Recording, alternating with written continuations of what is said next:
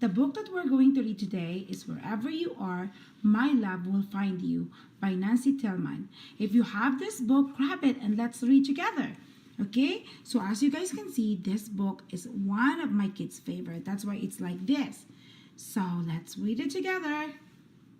Wherever You Are, My Love Will Find You by Nancy Tillman. I wanted you more than you ever will know, so I sent love to follow wherever you go.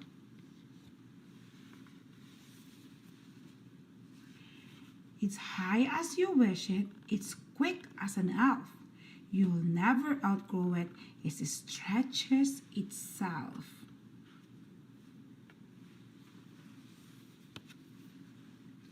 So climb any mountains, climb up to the sky.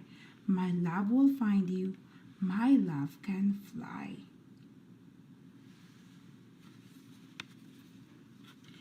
Make a big splash, go out on the limb.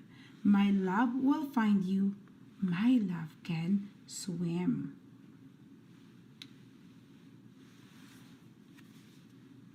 It never gets lost, never fades, never ends. If you're working or playing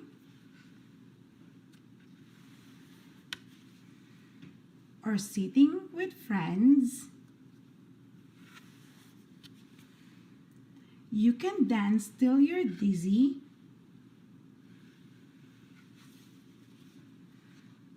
paint till you're blue. There's no place, not one, that my love can't find you. And if someday you're lonely, or someday you're sad, or you strike out at baseball, I'll think you've been bad. Just lift up your face, feel the wind in your hair. That's me, my sweet baby. My love is right there.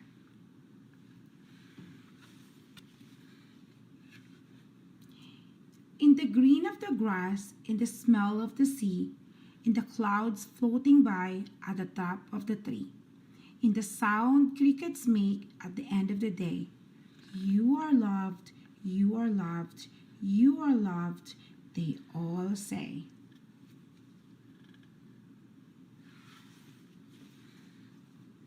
My love is so high and so wide and so deep. It's always right there, even when you're asleep. So hold your head high and don't be afraid to march to the front of your own parade. If you're still my small babe or you're all the way grown, my promise to you is you're never alone. Beautiful story, guys? You are my angel, my darling, my star, and my love will find you wherever you are. The end. I hope that you guys like it. And if you have another book that you want me to read, just leave a comment in the comment section and I will try to read it for you. Thank you guys for watching and listening. See you next time. Thank you for watching. Don't forget to subscribe. Read aloud with me. Bedtime story. Hey guys, for today's book, we are going to read Oh How I Wish I Could Read by John Gill and illustrated by Frank Furello. If you guys have this book, come and grab it and we can start reading. Oh How I Wish I Can Read, written by John Gill and illustrated by Frank Furello.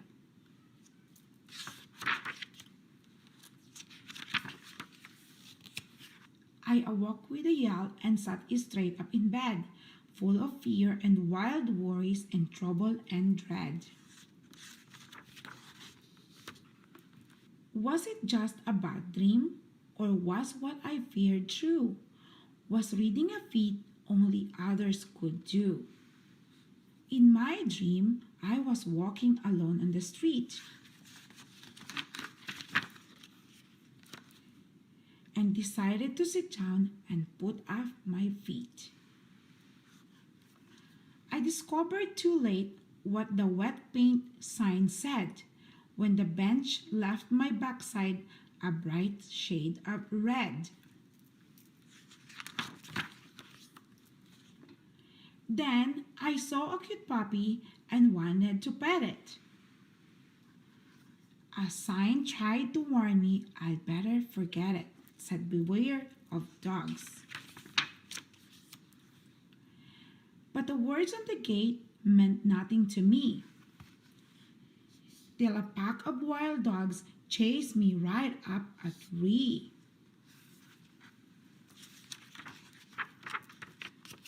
More signs.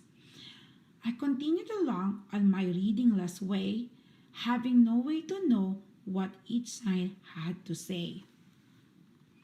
I wish I could read, because then I could know when danger signs warned me where I shouldn't go. A sign said no crossing, but I didn't hit it because in my dream I had no way to read it. So I stepped off the sidewalk and oh, what a fuss! I was nearly run down by 2 cars and a bus. I heard honking and beeping, tires squealing and shrieking, cars crashing and smashing and scraping and scratching. The drivers were angry. One yelled, all agreed. What's the matter with you? You should learn how to read. I jumped from the street and ran away fast. More signs, but worried about each sign that I pass. Boy, a lot more sign. Above and beside and behind and below were instructions and warnings I needed to know. In my readingless dream, I felt angry and sad, as if I had lost a best friend, and I had.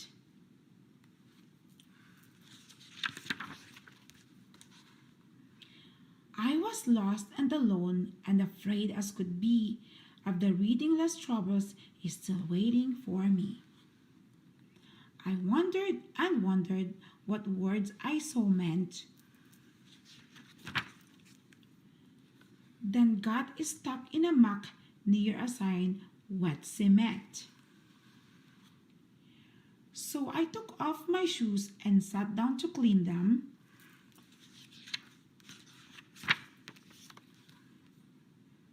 Two signs blocked my way, but I sat down between them. They said poison ivy, but I didn't know.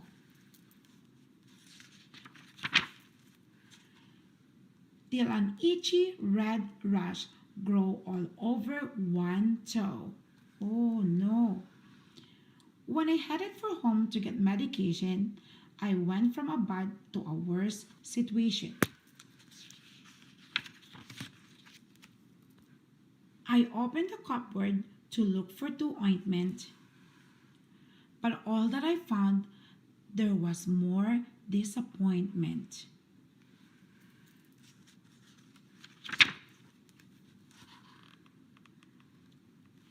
Each bottle and tube on the shelf had a label I needed to read, but I wasn't able. I itch and I twitch. How I wish I could read. My toe was on fire from that poisonous weed. Just then I woke up from my readingless dream when my cat nipped my toe and I let out a scream. Ouch!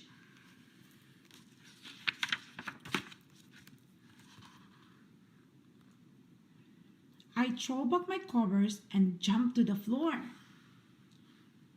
I ran to the shelf where my books were before. Could I tell a B from a T or a Z? Or were letters just lines on the paper to me? My books told a story as storybooks do, My dream was a nightmare, completely untrue. I can read. At last it was over. At last I was freed. From the night when I wish, how I wish I could read. The end. I hope that you guys like it, and thank you for listening and watching. And if you have another book that you want me to read, just leave it in the comment section and I will try to read it next time. Thank you guys. See you next time. Thank you for watching. Don't forget to subscribe. Read aloud with me. Bedtime story. Hi guys. For today's book, we're going to read Animal Bedtime by Sarah Conway. As you guys can see, this book went through a lot already because this is my kid's favorite book. If you have this book, grab it and read with me. Let's go. Animal Bedtime by Sarah Conway. Bedtime, animal, time to stop your play. This is what we do at the end of every day. Bedtime, hippo, time to get in the tub. Watch out, duckies, he likes to splish and splash. Bedtime, monkey, please don't go bananas. It's time that you put on your pajamas.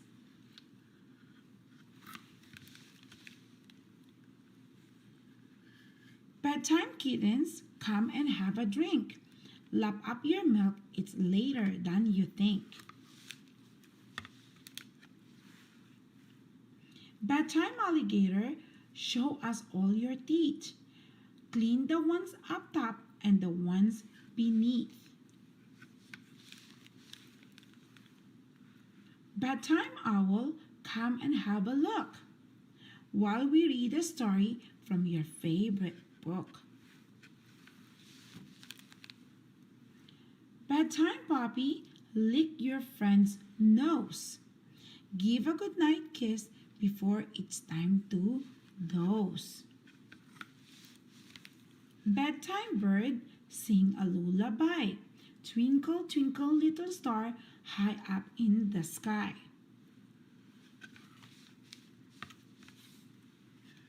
Bedtime, sheep, close your sleepy eyes. Dream of all your friends leaping in the sky.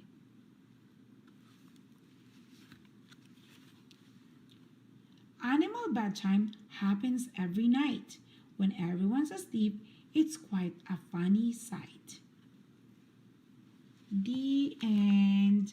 I hope that you guys like it. And if you have another book that you want me to read, just leave it in the comment section and I will try to read it. Thank you guys. Thank you for watching. Don't forget to subscribe. Read aloud with me. Bedtime story. Hi guys. For today's book, we are going to read Goodnight Moon by Margaret Weisbrot. If you have this book, grab it and read with me. Goodnight Moon by Margaret Weisbrot. In the great green room, there was a telephone and a red balloon and a picture of the cow jumping over the moon. And there were 3 little bears sitting on chairs. And 2 little kittens and a pair of mittens. And a little toy house and a young mouse. And a comb and a brush and a bowl full of mash.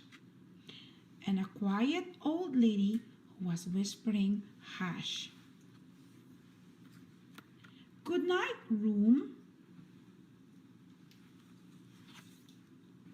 Good night, moon. Good night, cow jumping over the moon. Good night, light and the red balloon. Good night, bears. Good night, chairs. Good night, kittens, and good night, mittens. Good night, clocks, and good night, socks. Good night, little house, and good night, mouse. Good night, comb, and good night, brush. Good night, nobody. Good night, mush. And good night to the old lady, whispering, hush.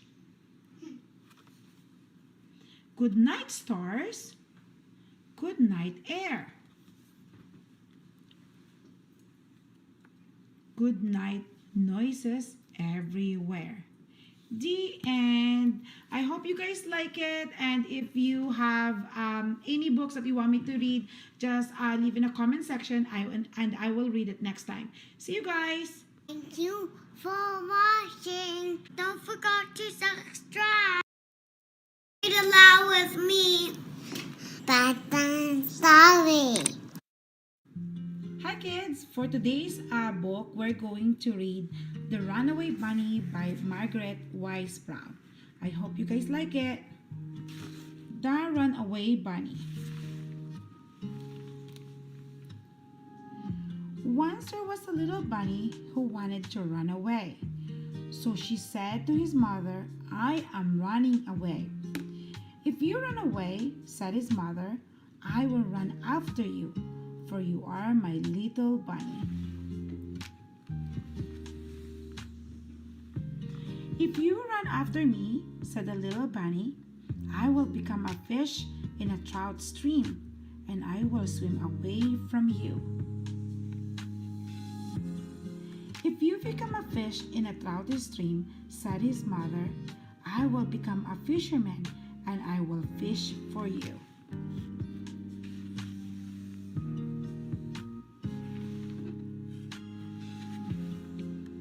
"If you become a fisherman," said the little bunny, "I will become a rock on the mountain high above you." "If you become a rock on the mountain high above me," said his mother, "I will be a mountain climber, and I will climb to wherever you are."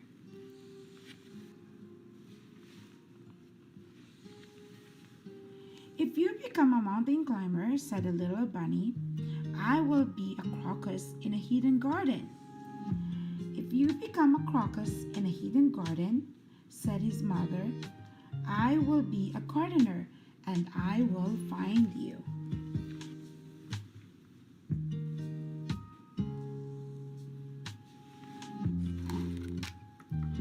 "If you are a gardener and find me," said the little bunny, "I will be a bird and fly away from you."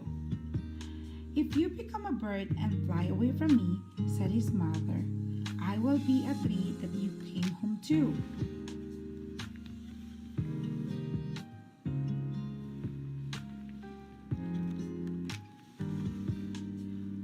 "If you become a tree," said the little bunny, "I will become a little sailboat, and I will sail away from you." "If you become a sailboat and sail away from me," said his mother, "I will become the wind and blow you where I want you to go."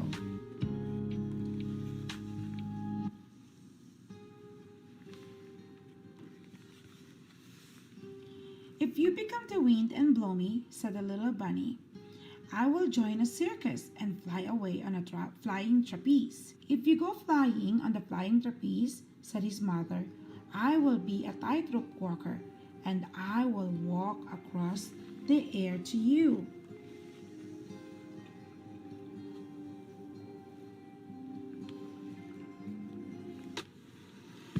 "If you become a tightrope walker and walk across the air," said the little bunny, "I will become a little boy and run into a house." "If you become a little boy and run into a house," said the mother bunny, "I will become your mother and catch you in my arms and hug you."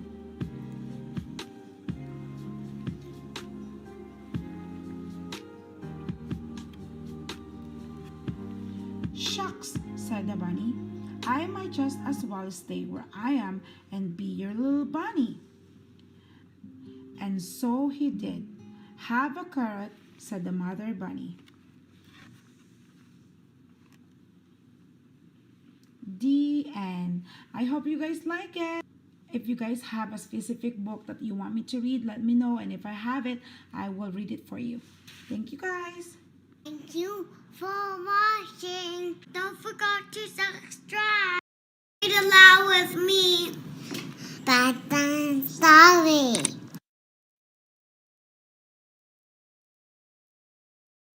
Once upon a time, there lived a mother crab with her baby in the pond. One day, the mother crab and her baby were walking together. The baby crab was walking a little ahead of the mother. After some time, the mother crab said, "Oh, my dear child, why do you bend towards one side when you walk?" The baby crab turned back and looked at its mother and asked, "Why, mother? What is wrong with the way I walk? Was I am not looks good while I'm walking like this?" The mother crab replied, "Yes, it does not look good to me. You look much better when you walk straight and forward." The young crab said, "This might be pretty good and true, my mother, but I do not know how to walk straight. So if you will show me how to walk straight, I will promise to do on next moment onwards." His mother impatiently agreed and said, "Look at me carefully, and you will do it later." When the mother crab tried to walk straight, it was impossible for her also to walk a straight way. She kept trying, but she could not walk straight. Tired, she said to her son, "I am sorry for scolding you. I myself cannot walk in a straight manner. How can I ask you to do so?" She then told her son, "You continue to walk the way you do." Then they went their destiny.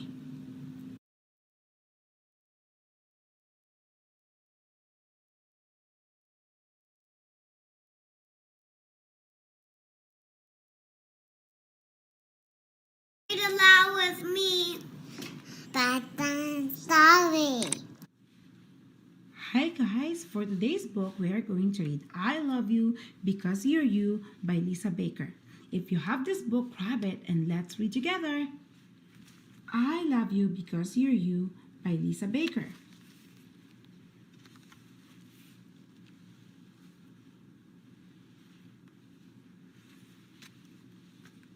I love you when you're happy and grinning ear to ear.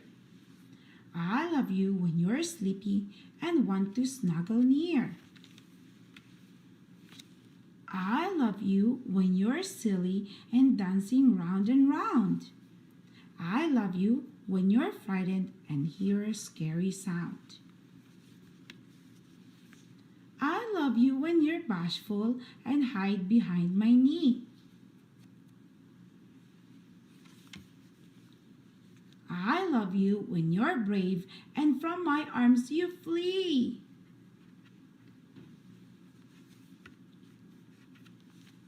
I love you when you're sick and need to rest in bed. I love you when you're frisky and standing on your head. I love you when you're sad and need a kiss and hug. I love you when you're playful and rolling on the rug. I love you when you're angry and cross your arms and pout. I love you when you're wild and yell and scream and shout. I love you any way you feel, no matter what you do.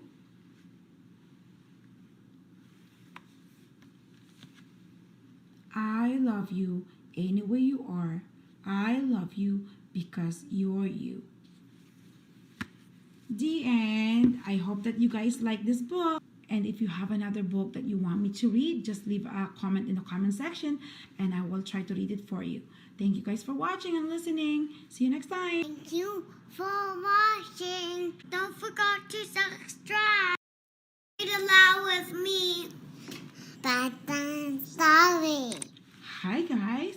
For today's book, we are going to read The Teacher from the Black Lagoon by Mike Teller, pictured by Jared Lee. let's start. If you guys have this book, grab it and let's read together, okay? The Teacher from the Black Lagoon, from Mike Dollar and pictured by Jared Lee.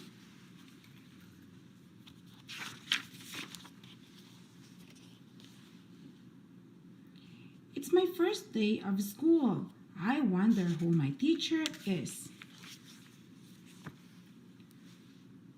I hear Mr. Smith had dandruff and warts, and Mrs. Jones has a whip and a wig.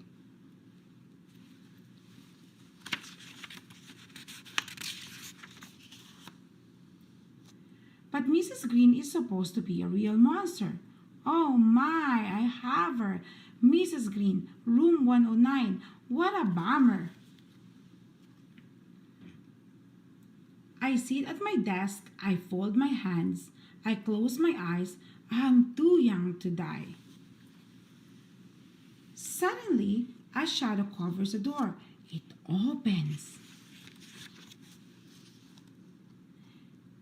In slithers Mrs. Green. She's really green. She has a tail. She scratches her name on the blackboard with her claws.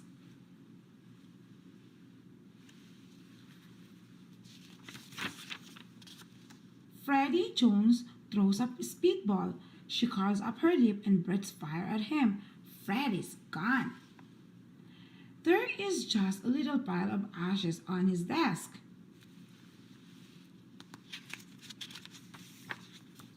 Talk about bad breath, giggles Eric Porter.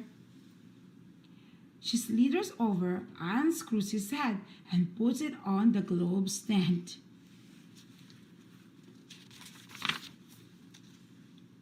I bet she gives homework on the first day of school. Your homework for today, grins Mrs. Green, is smoke rising from her nostrils. Is pages 1 to 100 in your math book, all the fraction problems. We'd never have fractions, shouts Derek Bloom. Come up here, she beckons with her claw.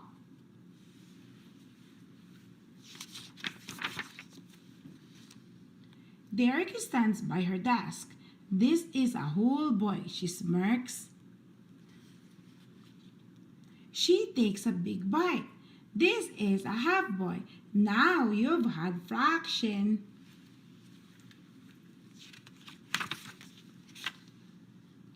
Doris Fuddle cracks her gum. Mrs. Green swallows her in one gulp. No chewing class, she smiles. Mr. Bender, the principal, sticks his head in. Keep up the good work, he nods and closes the door. I wish I could get sent to the principal's office. Let's call the roll, cackles Mrs. Green. Freddie Jones is absent, Derek Bloom is half here, Eric Porter is here and there, and Doris Fuddle is digesting.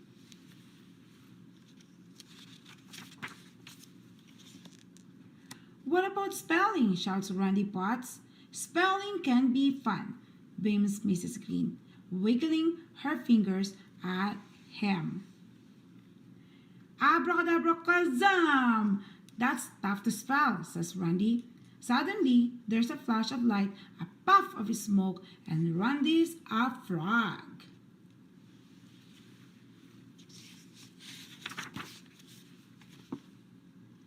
Penny Weber raises her hand. Can I go to the nurse? She whines.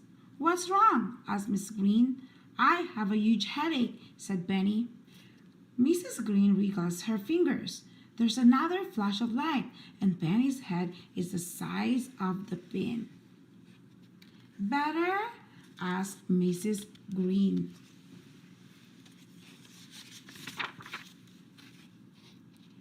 Now it's nap time. Everyone who still has one, put your head on the desk.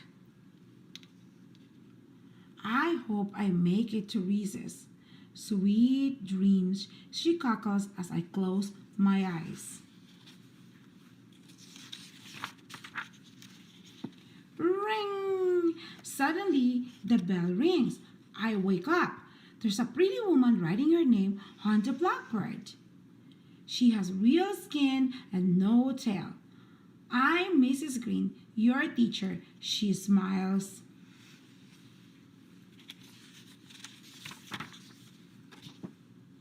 I jump out of my chair, run up, and hug her.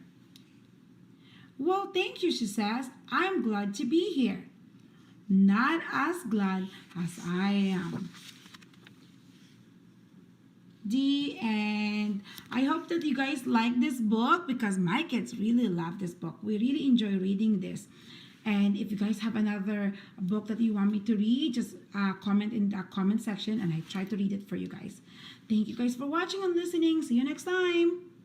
Thank you for watching. Don't forget to subscribe. Read aloud with me. Bedtime story. Hi guys. For today's book, we are going to read You Are My I Love You by Mary Ann Cossimano, Love, and Satomi Ichikawa. This is a super beautiful book. If you have this book, grab it and let's start reading. You Are My I Love You by Mary Ann Cossimano, Love, and Satomi Ichikawa. As you can see, this is one of our favorite books and I gave it to my kids a while ago.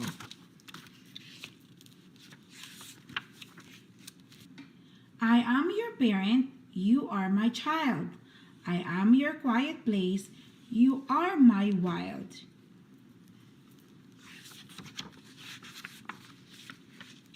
I am your calm face, you are my giggle.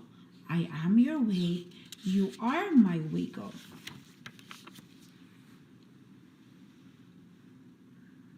I am your carriage ride, you are my king.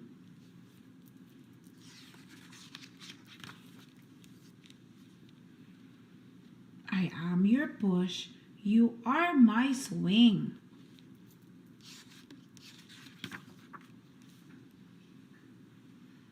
I am your audience, you are my clown. I am your London Bridge, you are my falling down. I am your carrot sticks, you are my licorice. I am your dandelion, you are my first wish.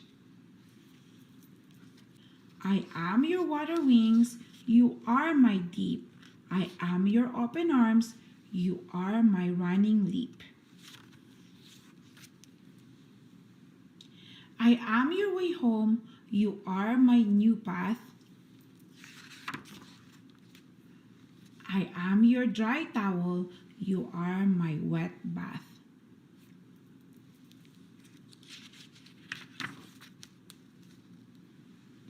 I am your dinner, you are my chocolate cake. I am your bedtime, you are my wide awake. I am your finish line, you are my race. I am your praying hands, you are my saying grace.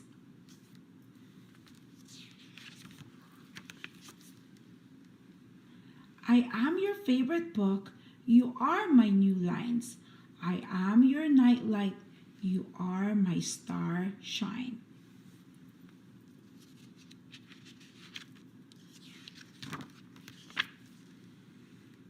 I am your lullaby, you are my peekaboo.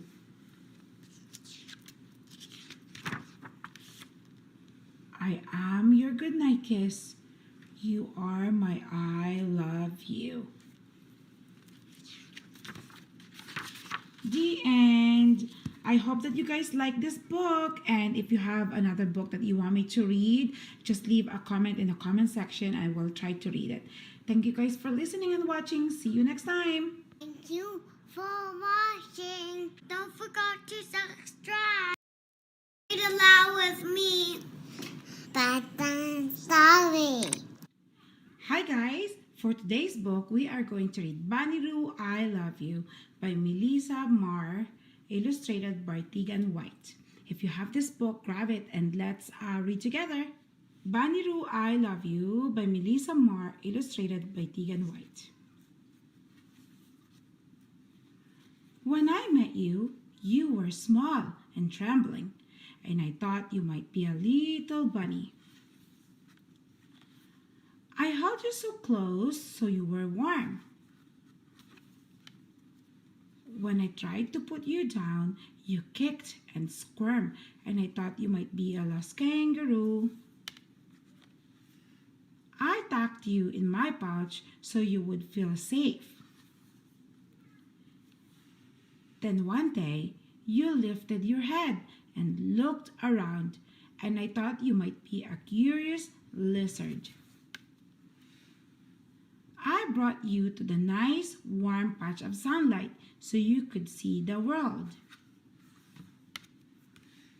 Then you opened your mouth and howled, and I thought you might be a lonely wolf. I ran to my house and made you a cozy den so you had a home. Then you whimpered and mowed, and I thought you might be a thirsty kitten. I offered you some milk so you would not be hungry. Then you yawned and puffed, and I thought you might be a tired piggy. I gave you a bath so you would be calm. Then you smiled, and I knew you are not a bunny-roo, you're not a lizard or a wolf or a kitten or a piggy. You are my baby. The end. I hope that you guys like this book, and if there's any book that you guys want me to read, just leave it in a comment section and I will try to read it for you. See you next time, and thanks for listening. Thank you for watching. Don't forget to subscribe. Read aloud with me. Bedtime story. Hi guys, for today's book, we are going to read Guess How Much I Love You by Sam McBratney, illustrated by Anita Duram. This is one of my kids' favorite book and my book dedicated to my younger sister. If you have this book, grab it and let's read together. Guess How Much I Love You by Sam McBratney and illustrated by Anita Duram. Little Nut Brown Hare, who was going to bed, held on tight to Big Nut Brown Hare's very long ears. He wanted to be sure that Big Nut Brown Hare was listening. Guess how much I love you, he said. Oh, I don't think I could guess that, said Big Nut Brown Hare. This much, said Little Nut Brown Hare, stretching out his arms as wide as they could go. Big Nut Brown Hare had even longer arms. But I love you this much, he said. That is a lot, thought Little Nut Brown Hare. I love you as high as I can reach, said Little Nut Brown Hare. I love you as high as I can reach, said Big Nut Brown Hare. That is very high, thought Little Nut Brown Hare. I wish I had arms like that. Then Little Nut Brown Hare had a good idea. He tumbled upside down and reached up the tree trunk with his feet. I love you all the way up to my toes, he said. And I'll love you all the way up to your toes, said Big Nut Brown Hare, swinging him up over his head. I love you as high as I can hop, laughed Little Nut Brown Hare, bouncing up and down. But I love you as high as I can hop, smiled Big Nut Brown Hare, as he hopped so high that his ears touched the branches above. That's good hopping, thought Little Nut Brown Hare. I wish I could hop like that. I love you all the way down the lane as far as the river, cried Little Nut Brown Hare. I love you across the river and over the hills, said Big Nut Brown Hare. That's very far, thought Little Nut Brown Hare. He was almost too sleepy to think anymore. Then he looked beyond the thorn bushes out into the big dark night. Nothing could be farther than the sky. I love you right up to the moon, he said, and closed his eyes. Oh, that's far, said Big Nut Brown Hair. That is very, very far. Big Nut Brown Hair settled Little Nut Brown Hair into his bed of leaves. He leaned over and kissed him good night. Then he lay down close by and whispered with a smile, I love you right up to the moon and back. The end. I hope that you guys like this book, and if you have more books that you want me to read, just leave a comment in the comment section and I will try to read it for you next time. Thank you for listening and watching. See you next time. Thank you for watching. Don't forget to subscribe. Read aloud with me. Bedtime story. Hi guys, for today's book we are going to read You're All My Favorite from Sam McBratney and illustrated by Anita Joram. If you have this book, grab it and sit down with me. Let's start reading. This book is dedicated to my two kids, Ethan and Nini. Let's start reading You're All My Favorites from Sam McBratney, illustrated by Anita Joram. Once upon a time, there was a mother bear, a father bear, and 3 little bears.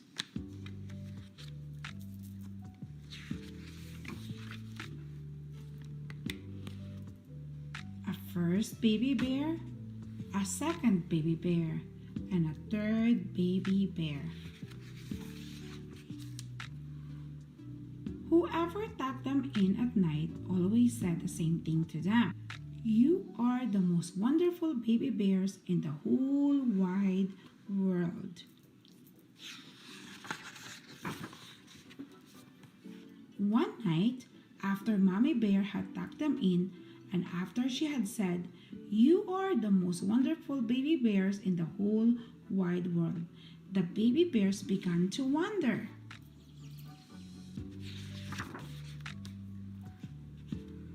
But how do you know? They asked their mommy bear. How do you know we are the most wonderful baby bears in the whole wide world?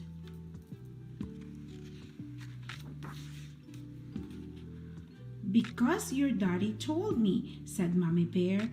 When your daddy saw you on the night you were born, he said, and I remember it very well, he said, those are the nicest baby bears I have ever seen. They are the nicest baby bears anyone has ever seen.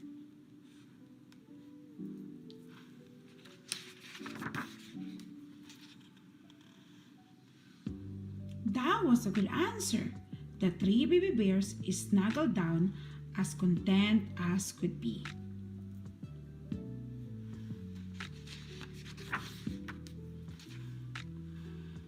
But one day, the first baby bear began to think. He wondered if the 2 other bears were nicer than he was. They had patches after all, and he did not. Maybe his mommy really liked patches.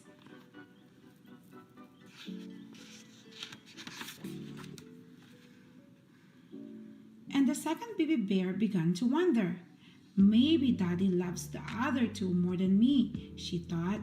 They were boy bears after all, and she was not.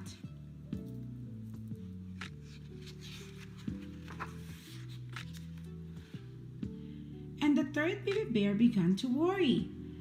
I'm only the littlest, he thought. Everybody's bigger than me.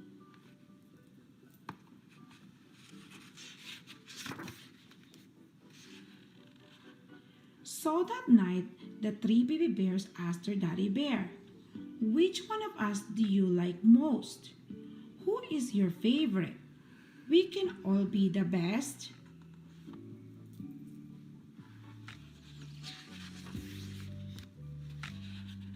Yes, you can, said Daddy Bear. I know you can because I heard your mommy say so. When she saw you, and the Daddy Bear picked up the first baby bear to give him a cuddle. That is the most perfect first baby bear that anyone has ever seen. Even with no patches? Patches don't matter at all, replied his daddy as he tucked him in.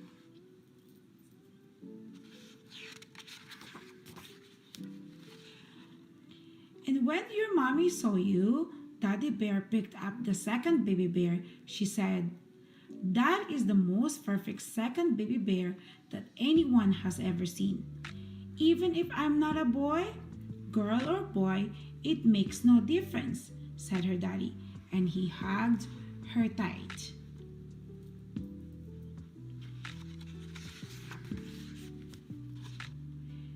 And when your mommy saw you, Daddy Bear lifted the last baby bear into his arms. She said, "That is the most perfect third baby bear that anyone has ever seen. Even if I'm the littlest, bigly or little, we love you just the same." So there, 3 favorites. You're all my favorites.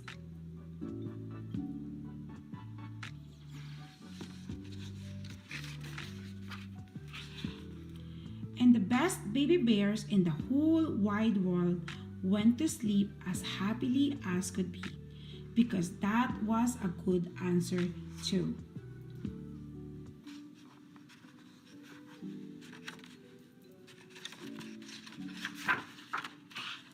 The end. I hope that you guys like this book because my kids absolutely love this book. If you guys have a book that you want me to read, just leave a comment in the comment section and I will try to read it. Thank you for watching and listening. See you next time. Thank you for watching. Don't forget to subscribe. Read aloud with me. Bedtime story. Hi kids. For today's book, we are going to read another Pete the Cat from James Dean and the Surprise Teacher. I hope that you like this, and if you have a copy of this book, grab it and let's start reading. Pete the Cat and the Surprise Teacher by James Dean.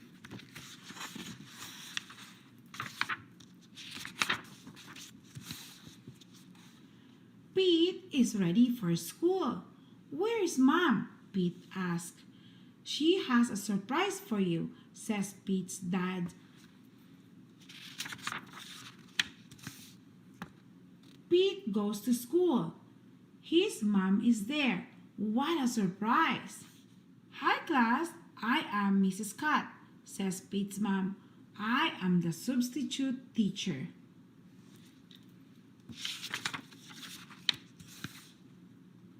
"I will need your help today," says Pete's mom. "What do we do first?" "Art," says Pete. "Yeah," says the class. The class lined up. Pete's mom leads the line. "Is this art?" asked Pete's mom. Boing! "This is not art. This is gym. Stay and play," says the gym teacher.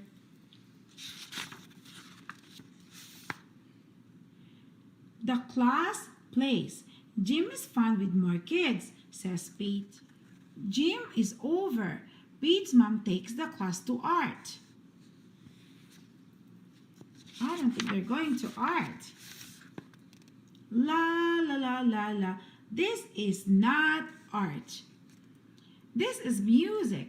Stay and sing," says the music teacher. The class sings. "We are louder with more kids," says Pete. Rumble! Pete is hungry. Time for lunch.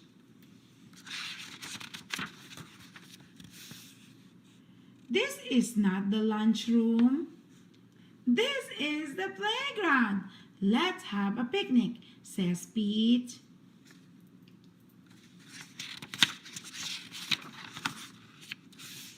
"Now it is time for art," says Pete's mom. Everyone cheers. Pete leads the class. "Is this art?" asks Pete's mom. It is. Lots of kids are making art. Oh no, says the art teacher. It is too late to join us.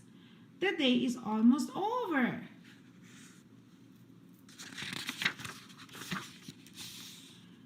The class goes to their classroom. I know, says Pete. Let's make art here, he says. Okay, says Pete's mom. Pete calls a huddle. Whisper, whisper. The class plans a surprise. Pete draws. Callie makes paper cuts. Everyone helps.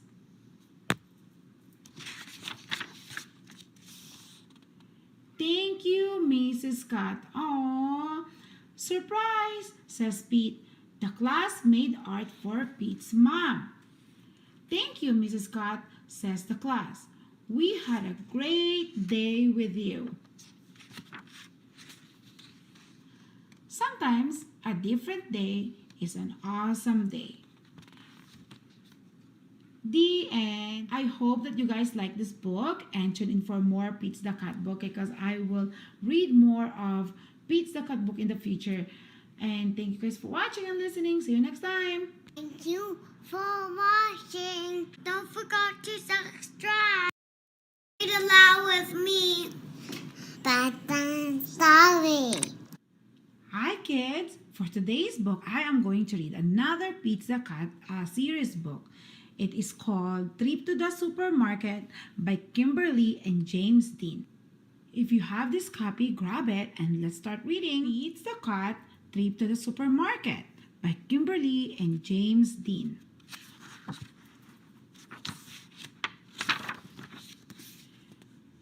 Pete and Bob are hungry after a big day of fun at the park. Dad, can we have a snack? Bob asked. Dad checks the fridge. Dad checks the pantry. Dad checks the secret snack nook. We need to buy groceries, says Dad. Dad starts to make a list. We need milk and eggs and fish and chicken. I want raspberries, says Bob. I want apples, says Pete. Pete, Bob, and Dad make a long list and take it to the supermarket. Oh no! The wind blows the list out of Dad's hands.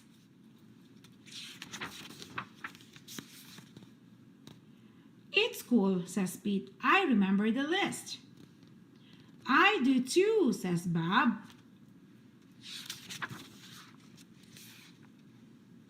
First, they stop in aisle 10. The sign says dairy. We need milk, says Pete, and cheese, says Bob, the stinky kind. Next, they go to the aisle 9. Yum, says Dad. I love bacon. Don't forget the chicken, says Pete. They almost pass aisle 8 when Pete remembers eggs. Regular or jumbo? Asked Pete. Jumbo, said Dad. Groovy, says Pete. Bob can pick between spaghetti and macaroni in aisle 7. How about bow ties? Asked Dad. Awesome, says Bob. Aisle 6 smells fruity. Remember the apples? Says Pete. Remember the raspberry? Says Bob. In aisle 5, Dad tastes the hot dog.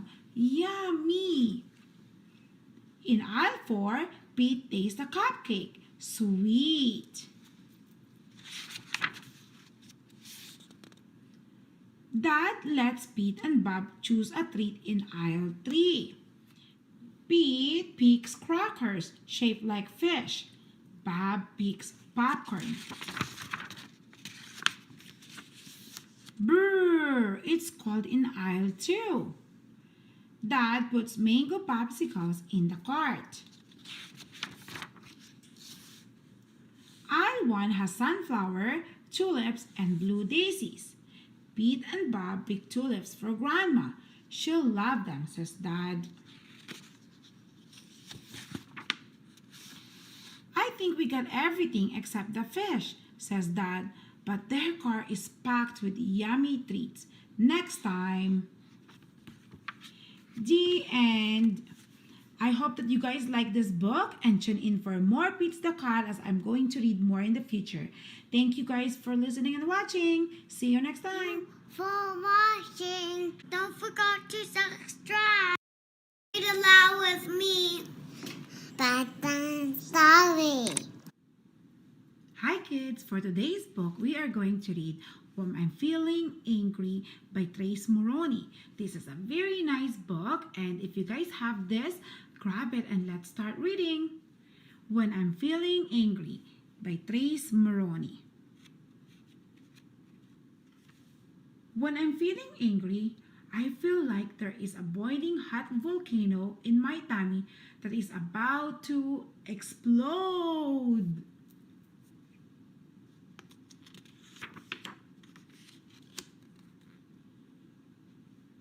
When I'm feeling angry, I want to kick and scream and stomp and stomp, stomp my feet so hard that the whole world shakes.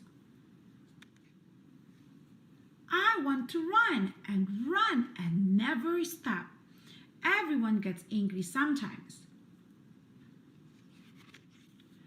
Some things just make me so mad, like when someone makes fun of me, or when someone ruins my sandcastle, or when I get blamed for something I didn't do.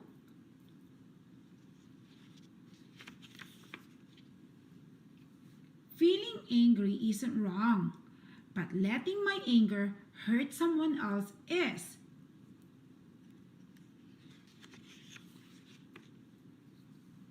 When I'm feeling angry, I try to remember to do the things that make me feel better, like taking great big breaths in and out, or going to my favorite quiet place. Talking about why I'm feeling angry with someone who cares about me can help make some of the anger go away. And sometimes I got so angry that I forgot what it was that made me angry in the first place, and that makes me laugh. The end. I hope that you guys like this book, and if you have more books that you think that you want me to read, just leave it a comment in the comment section and I try to read it. Thank you guys for watching and listening. See you next time. Thank you for watching. Don't forget to subscribe. Read aloud with me. Bedtime story. Hi kids, for today's book we are going to read I've Lost My Cat by Pilif Beha. If you have this book, grab it and let's start reading. I've Lost My Cat by Pilif Beha. Oh no, I've lost my cat. He's round, he's cute, he's yellow, black and white. His name is Grayling and is nowhere in sight. I found your cat, all yellow, black and white. He was lost and crying in fright. That's not my cat, that's a leopard. But thanks, he can stay in my backyard. Here's your cat, all round and cute. He was wandering around and about. That's not my cat, that's a pig. But thanks, he can stay in my house. I brought you your cat, all gray and round. He was sleeping in the balcony. That's not my cat, that's an elephant. But thanks, he can stay with me. I've got your cat, all yellow and black. He was hopping on the sidewalk. That's not my cat, that's a canary. But thanks, I've got a place where he can sing and squawk. As soon as I called Grayling, your cat followed me all the way home. That's not my cat, that's a sheep. But thanks, I've got a place where he can roam. I brought back your cat, all white and black. He was waddling about. That's not my cat, that's a penguin. But thanks, I'll find him a place to hang out. I've caught your cat, all round, yellow and black. He wasn't far. That's not my cat, that's a fish. But thanks, he can swim in my pickle jar. Then today, I saw a yellow dog, a white mouse, a yellow, black and white beetle, and a black hen. I was also given a round gray hat and a yellow melon. After that, everything that was not my cat went to sleep without a peep. But I sat up in bed with worries in my head. Where was Grayling? Suddenly, from the top of my cupboard, a stirring, it was Grayling purring, and in one giant bound, he landed on my bed and was found. I found my cat, so round, so cute, so yellow, black and white. Now, my friends, it's time to sleep. Good night. The end. I hope that you guys like this book, and if you have more books that you think that you want me to read, just leave it a comment in the comment section and I try to read it. Thank you guys for watching and listening. See you next time. Thank you for watching. Don't forget to subscribe. Read aloud with me. Bedtime story. Hi kids, for today's book we are going to read The Little Rabbit Waits for the Moon by Beth Chushan, illustrated by Stephanie Peel. If you have this book, grab it and let's sit and read together. Little Rabbit Waits for the Moon by Beth Chushan, illustrated by Stephanie Peel. Little Rabbit couldn't sleep. In the day, the sun is there, warm and bright. But when night comes, the sky hangs low, dark and empty. If I fall asleep now, there'll be no one watching over me, thought Little Rabbit.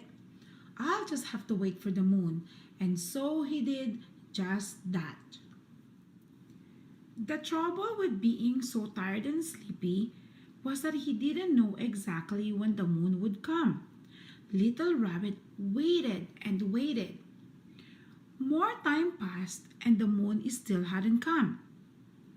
He thought he had better ask someone how much longer he might have to wait.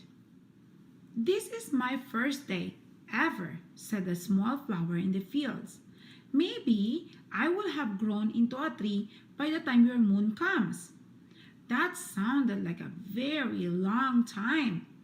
Little Rabbit thought he had better ask someone else, just to be sure.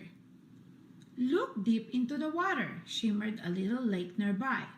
Maybe your moon has fallen in and can't get out. That didn't sound like what he wanted to hear. Little Rabbit thought he had better ask someone else, just to be sure. Why don't you walk with me, twisted along and winding path? We can find out where I'm leading and maybe your moon is on the other end. That sounded like it might be a long way away. Little Rabbit thought he had better ask someone else, just to be sure. I've just blown into this sparse breeze of wind that had picked up. Who knows? I might be a big first storm by the time your moon comes. That didn't sound like something he wanted to wait for. Little Rabbit thought he had better ask someone else, just to be sure. We can't see your moon yet, rumbled the great rolling hills. And we can't see far into the distance from up here. That didn't sound very promising. Little Rabbit began to think that the moon might not never come. and he was getting very, very tired. And then, from behind the hills, carried by the wind along the twist of the path, reflected in a lake and shining on the petals of the small flower, the most perfect moon is lit into the night sky. But little Rabbit had fallen asleep, dreaming of the moon that would watch over him through the night. The end. I hope that you guys like this book.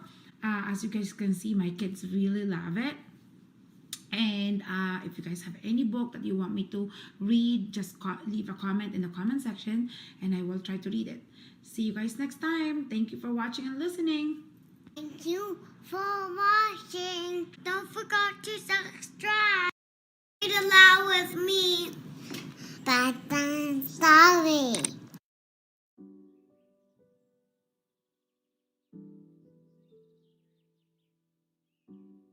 One day, a little boy of 10 years old held a dollar coin in his hand and asked one of the shop owners along the street, "Excuse me, do you sell God?"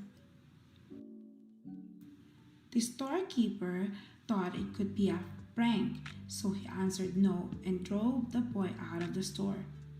Throughout the day, the little boy went in and out of countless stores asking to buy God.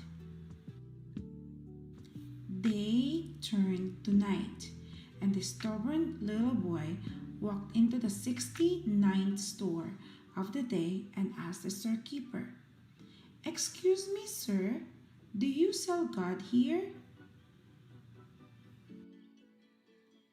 The owner, who was a 60-year-old grandpa with silver hair and kind eyes, smiled and asked the little boy, "Tell me, child, why do you want to buy God?"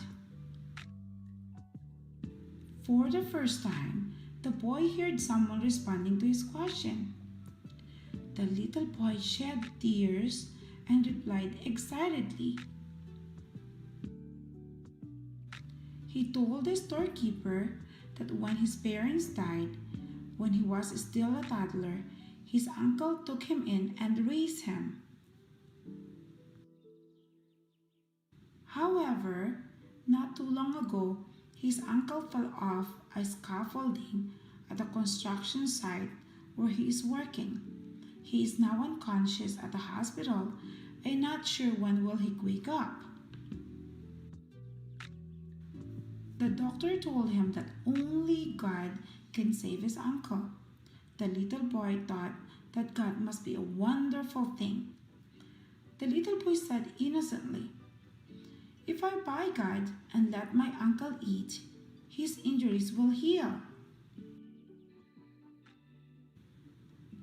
After listening to the boy's narrative, the storekeeper's eyes looked teary and asked, "How much do you have?" $1, replied the child. "Child, God's price is exactly $1, said the storekeeper. The storekeeper took the coin from the little boy and took a bottle of God's kiss from the shelf. He said to the little boy, "Take it, boy. Your uncle drinks this bottle of God and he will get well soon." The little boy was overjoyed. Holding the drink tightly in his arms, he ran quickly to the hospital. As soon as he entered the ward, he shouted happily to his uncle, "Uncle, I brought God back and you will get well soon." The next day, a medical team consisting of the world's top medical experts took a special plane to the small city and went straight to the hospital where the little boy's uncle was. They did a thorough examination of his uncle's injuries. Soon, the little boy's uncle was cured. When the little boy's uncle was discharged from the hospital, he almost passed out when he saw the medical bill. However, the hospital quickly told him that it's all paid up by an old elderly rich man. They also told him that it was the rich elderly man that brought the joint medical experts over to treat him from the injuries. Later, the little boy's uncle found out that the old storekeeper was a billionaire that gives his nephew a God's kiss.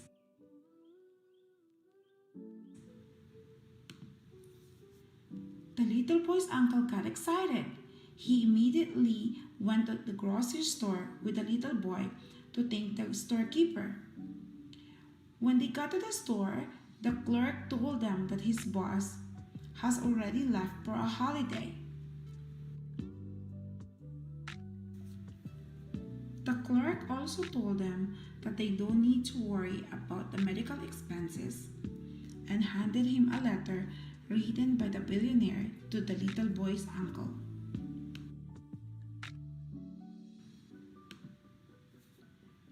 The little boy's uncle turned open the letter and read, "Young man, you don't need to thank me. All the expenses have been paid by your nephew. I wanted to tell you that you are a lucky man to have such a good nephew. To save you, he brought $1 and went into every store he sees to buy God. Thank God he was the person that saved you."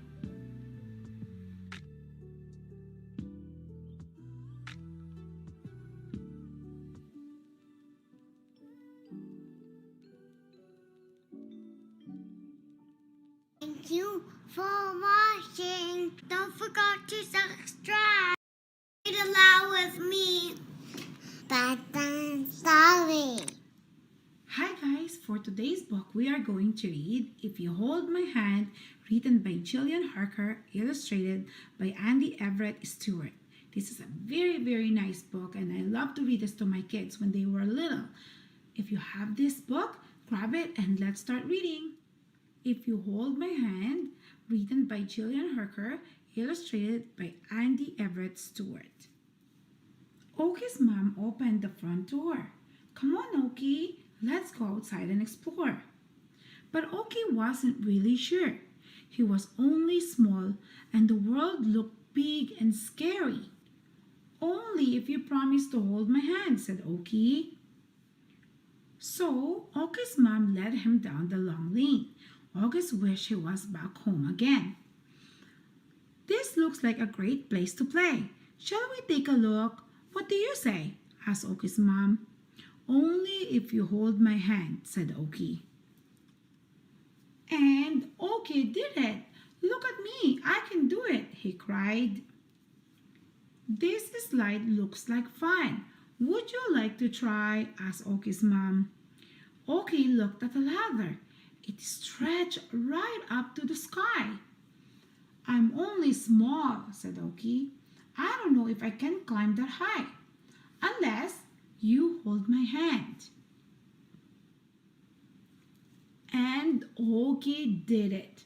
"Whee! Did you see me?" he cried. "We'll take a shortcut through the woods," said Oki's mom. "I'm not sure if we should," said Oki.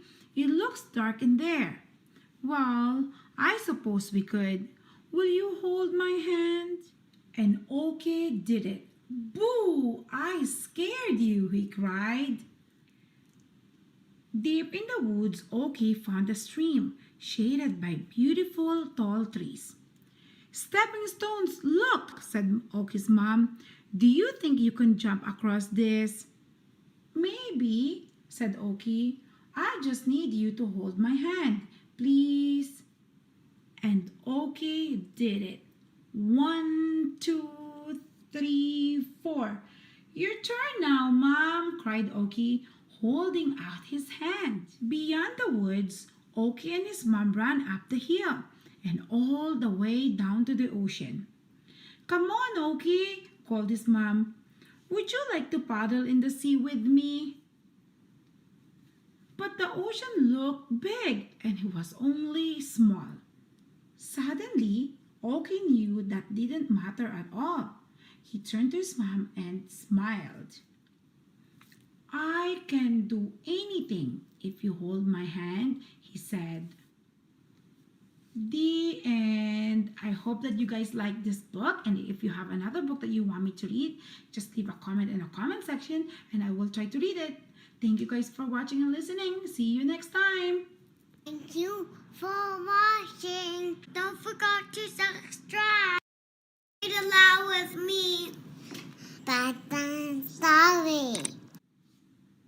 Hi guys. For today's book, we are going to read Who Are You? By John Chandle and illustrated by James Watts. If you guys have this book, grab it and read with me. Who Are You? By John Schindler, illustrated by James Watts. May I come to your party tonight? Asked Brown Bear. No, said his parents. You are too small. I will stand on a chair the whole time, said Brown Bear. Then I will not be so small. Standing on a chair might make you taller, said his mother, but you are still too little. I will stand on a chair with pillows stuffed under my shirt, said Brown Bear. Then I will be taller and bigger. Pillows might make you bigger, said his father, but you are still too young. That is why you cannot come. I will stand on a chair with pillows under my shirt and hold up a sign that says, I am 200 years old, said Brown Bear. Then I would be taller and bigger and older than everyone. No, Brown Bear, replied his parents. Tonight's party is only for grown-ups. After the grown-ups had arrived, Brown Bear hid in a hall closet and carefully watched what they did. Then he quietly crept closer and listened from behind a chair. Being a grown-up seems easy, he thought.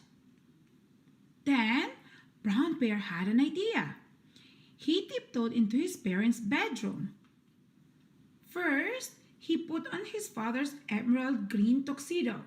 It was too big, but Brown Bear did not mind. It made him feel grown up. Then he tied a pink scarf around his neck. It was too long, but Brown Bear did not mind. It made him feel important. But something is missing, he thought, because I still look like me. He cut out a paper mustache. It was lopsided, but Brown Bear did not mind. It made him feel wise. Then he tried on his mother's straw hat, but its flowers made Brown Bear feel silly. Next, he tried on a sombrero, but it was too fluffy and round. Then he put on a shiny top hat, which made him feel taller and bigger and older, just as he knew he should be. Brown Bear was pleased with his disguise. If I can tell that I am me, thought Brown Bear, then nobody can. So nobody will know it's me. He sneaked out the back door, hurried around the house, and knocked loudly on the front door. Brown Bear's father opened the door. How are you, Mr. Bear? Asked Brown Bear in a deep, muffled voice. Fine, thank you, replied Mr. Bear. But who are you? At first, Brown Bear did not know what to say or who he should be, and he was scared. I am Brown Bear Doctor, he said, and then he quickly said, Doctor once again. Poor Brown Bear, he was very confused, but he tried again. I am Brown Bear's doctor. I'll fix Brown Bear when he is sick. Oh, it is a pleasure to meet you, Doctor, said Mr. Bear. May I take your hat? Why do you want my hat? Asked Brown Bear. Don't you have any hats?" "Yes, of course I do," replied Mr. Bear. "I even have one just like yours." "Then you don't need mine," said Brown Bear, and with that, he shuffled inside, coattails and pant legs sweeping the floor behind him.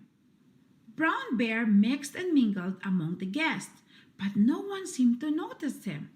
He nibbled mysterious vegetables and gooey cheeses. One tasted worse than another. And when Brown Bear reached for the punch, his sleeve swished into the flower vase and toppled it over. Then one of the guests told a funny story. Everyone burst laughing, except Brown Bear. He didn't understand it at all. "I wish I was playing with my Space Bear game or watching TV," he muttered. "Hello, sir," said his mother. "Are you having a good time?" "No," said Brown Bear, "I am not." "Would you like to dance with me?" asked his mother. "Yes," said Brown Bear, "I would." Brown Bear's mother picked him up. They swirled and twirled around the room. "Now I'm having fun," said Brown Bear, but it ended all too soon. Everyone applauded. Brown Bear took a bow. "I have had a very nice dance," said Brown Bear's mother, "but it's nearly time for bed." "It's too early for you to go to bed," said Brown Bear. "Yes," replied Miss Bear, "it is too early for me, but not for my Brown Bear." "Brown Bear is good," said Brown Bear. "He must be in his pajamas by now." "I should go then and tell him a story," said his mother. "He likes bedtime stories, you know." "Oh, so do I," said Brown Bear. "I will go and tell him one for you." "Thank you," said Miss Bear. "That is very kind. Now I can stay at the party." Brown Bear filled his hat with chocolate chip cookies in case he got hungry during the night. "Good night," said Miss Bear. "I hope you will come again." Brown Bear felt very proud and hurried off to bed. "I acted grown up," thought Brown Bear. "Even I'm not old or big or tall." But being grown up wasn't much fun. It's more fun being me. The end. And if you guys want me to read another book, just leave a comment in the comment section and I will try to read it. See you guys next time. Thank you for watching and listening. Thank you for watching. Don't forget to subscribe. Read aloud with me. Bedtime story. Hi guys, let's read another Pete the Cat series. If you have this book, grab it and let's start reading. Pete the Kitty Goes to the Doctor by Kimberly and James Dean. Pete the Kitty wakes up. It is time to go to school. Pete stretches his arms. He stretches his legs. Ouch! Pete's belly hurts. Pete calls his dad. "My belly doesn't feel groovy," he says. Pete's dad feels his head. "You do not have a fever," Dad says. "You just need some rest." Dad tucks Pete back into his bed. Dad kisses Pete's head. Pete pulls up his covers. He thinks he will have a cool day at home. Pete starts to play with his trains. Then Pete starts to paint a picture. "It is time to get dressed," Dad says. "It is time to go to the doctor." Pete does not want to go to the doctor. Pete is scared of the doctor. Dad says, "The doctor is cool. She is not scary." Dad takes Pete to the doctor's office. They wait their turn. The waiting room is fun. Pete gets to play with lots of far-out toys. The nurse comes for Pete. She takes him to another room. The nurse checks for fever. The doctor comes in. She checks Peter's ears. She checks Peter's eyes. The doctor feels Pete's belly. She listens to Pete's heart. The doctor even lets Pete listen to her heart. Don't worry, the doctor says. It is just a belly ache. The doctor gives Pete a cold sticker. She tells Pete to rest. Dad takes Pete home. Dad lets Pete rest in bed. Pete will feel better soon. Dad was right. The doctor was not scary. She was nice. Pete feels better. Soon, he will be back to his groovy self again. The end. I hope that you guys like this book. And if you have another book that you want me to read, just leave a comment in the comment section and I will try to read it. Thank you guys and see you next time. Thank you for watching. Don't forget to subscribe. Read aloud with me. Bedtime story. Hi kids! For today's book, we are going to read Another Pete the Cat by James Dean. So, if you have this book, grab it and let's start reading. Pete the Cat is Snow Days by James Dean. Pete the Cat wakes up and gets ready for school. He has show and tell today. There is no school today, says Pete's mom. It's a snow day. Hooray! Yells Pete. Let's go sledding, says Pete. Great idea, says his brother Bob. Pete puts on his hat, boots and mittens. I'm ready to go, he says. On the way, Pete makes snowballs. He throws one at Bob. Bob throws one back. Pete makes a snow cat. Snow days are way more fun than school days, he says. Sledding Hill, here we come, says Pete. He can't wait to get there. Pete waves to Collie. Come sledding with us, he says. The hill is big.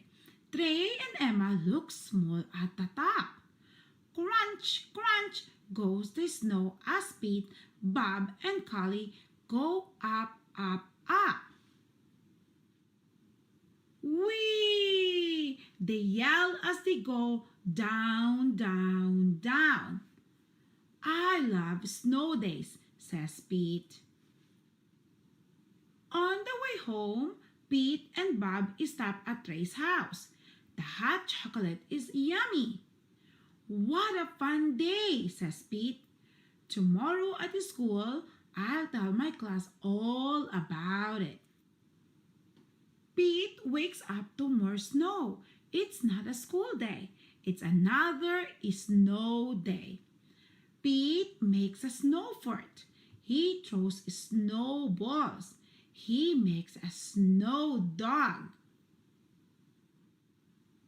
Then he has fun sledding. He can't wait to tell his teacher all about it. But the next day is a snow day too. There's too much snow. Pete and Bob can barely even open the front door. Before you go sledding, please shovel the walk, says Mom. But shoveling is hard work. When Pete is done, he's too tired to go sledding. Pete misses his teacher. He misses the other cats in his class. Pete can't wait to go back to school tomorrow. But when Pete wakes up, it is snowing. Oh no, he says, not another snow day. Pete wants to go to school, so Pete plows the streets all by himself. The other cats rush outside. They help clear the snow. Everyone wants to go to school. The streets are clear and safe. The bus can drive. School is open. All the kids are excited to see their teacher. He has a snow day show and tell. When it's Pete's turn, he tells everyone about the fun he had in the snow. I love snow days, says Pete, but I love school best. The end. I hope that you guys like this Pete the Cat series, and if you want more, tune in and subscribe to my channel and I will read more of this series. See you guys next time. Thank you for watching and listening. Thank you for watching. Don't forget to subscribe. Read aloud with me. Bedtime story.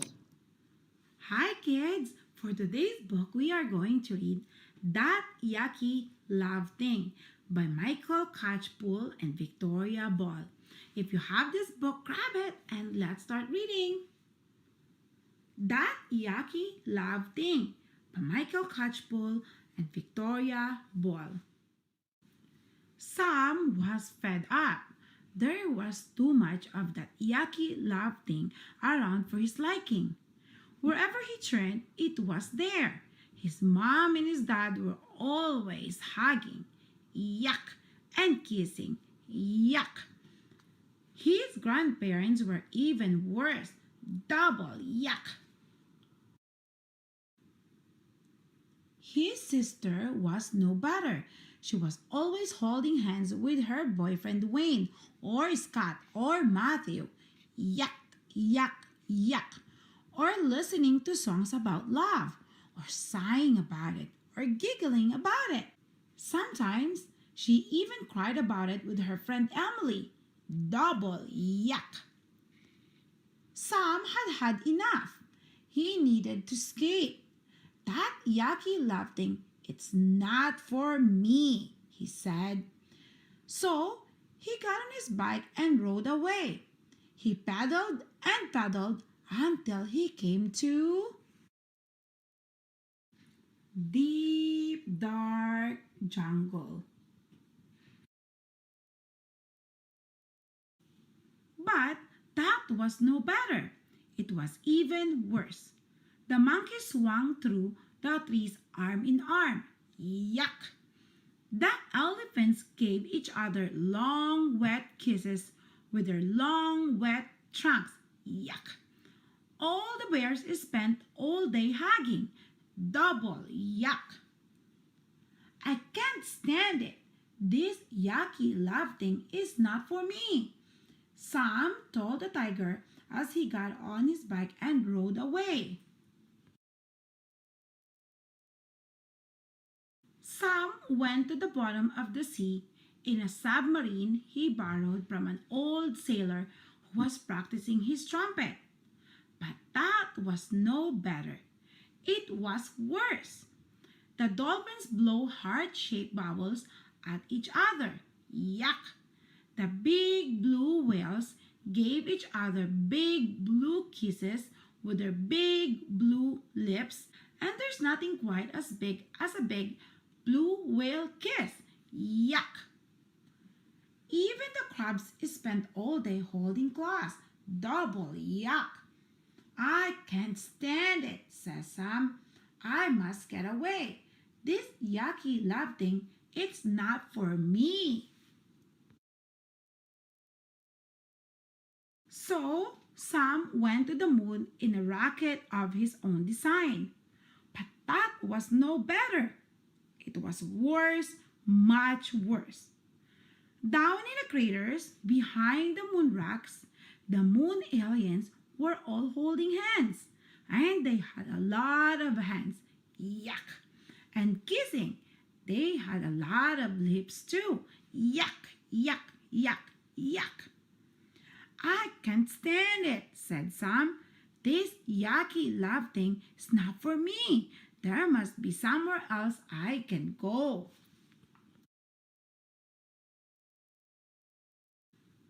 Sam got into a boat and set sail.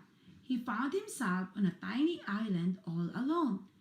He sat under a palm tree in the shade. That's better, he said. Now I'm all alone.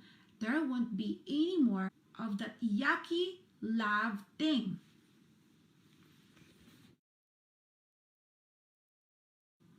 Sam gathered shells on his own. He lined them up on the sand and watched the sea wash all around them. Sam scrambled over the slippery rocks and popped seaweed on his own. He even jumped over the waves all by himself, his toes sinking in a wet sand. That's better, he said quietly. But there was no one there to hear him.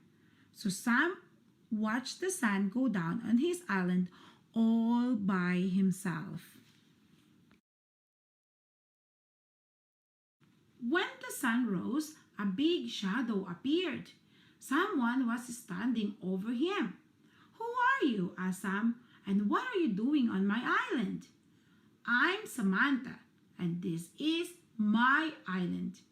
No, it's not. It's mine, said Sam. I've come here to get away from all that yucky love thing. So have I, laughed Samantha. It's yucky, isn't it? Double yucky, said Sam. There's too much of it for my liking. And mine, said Samantha.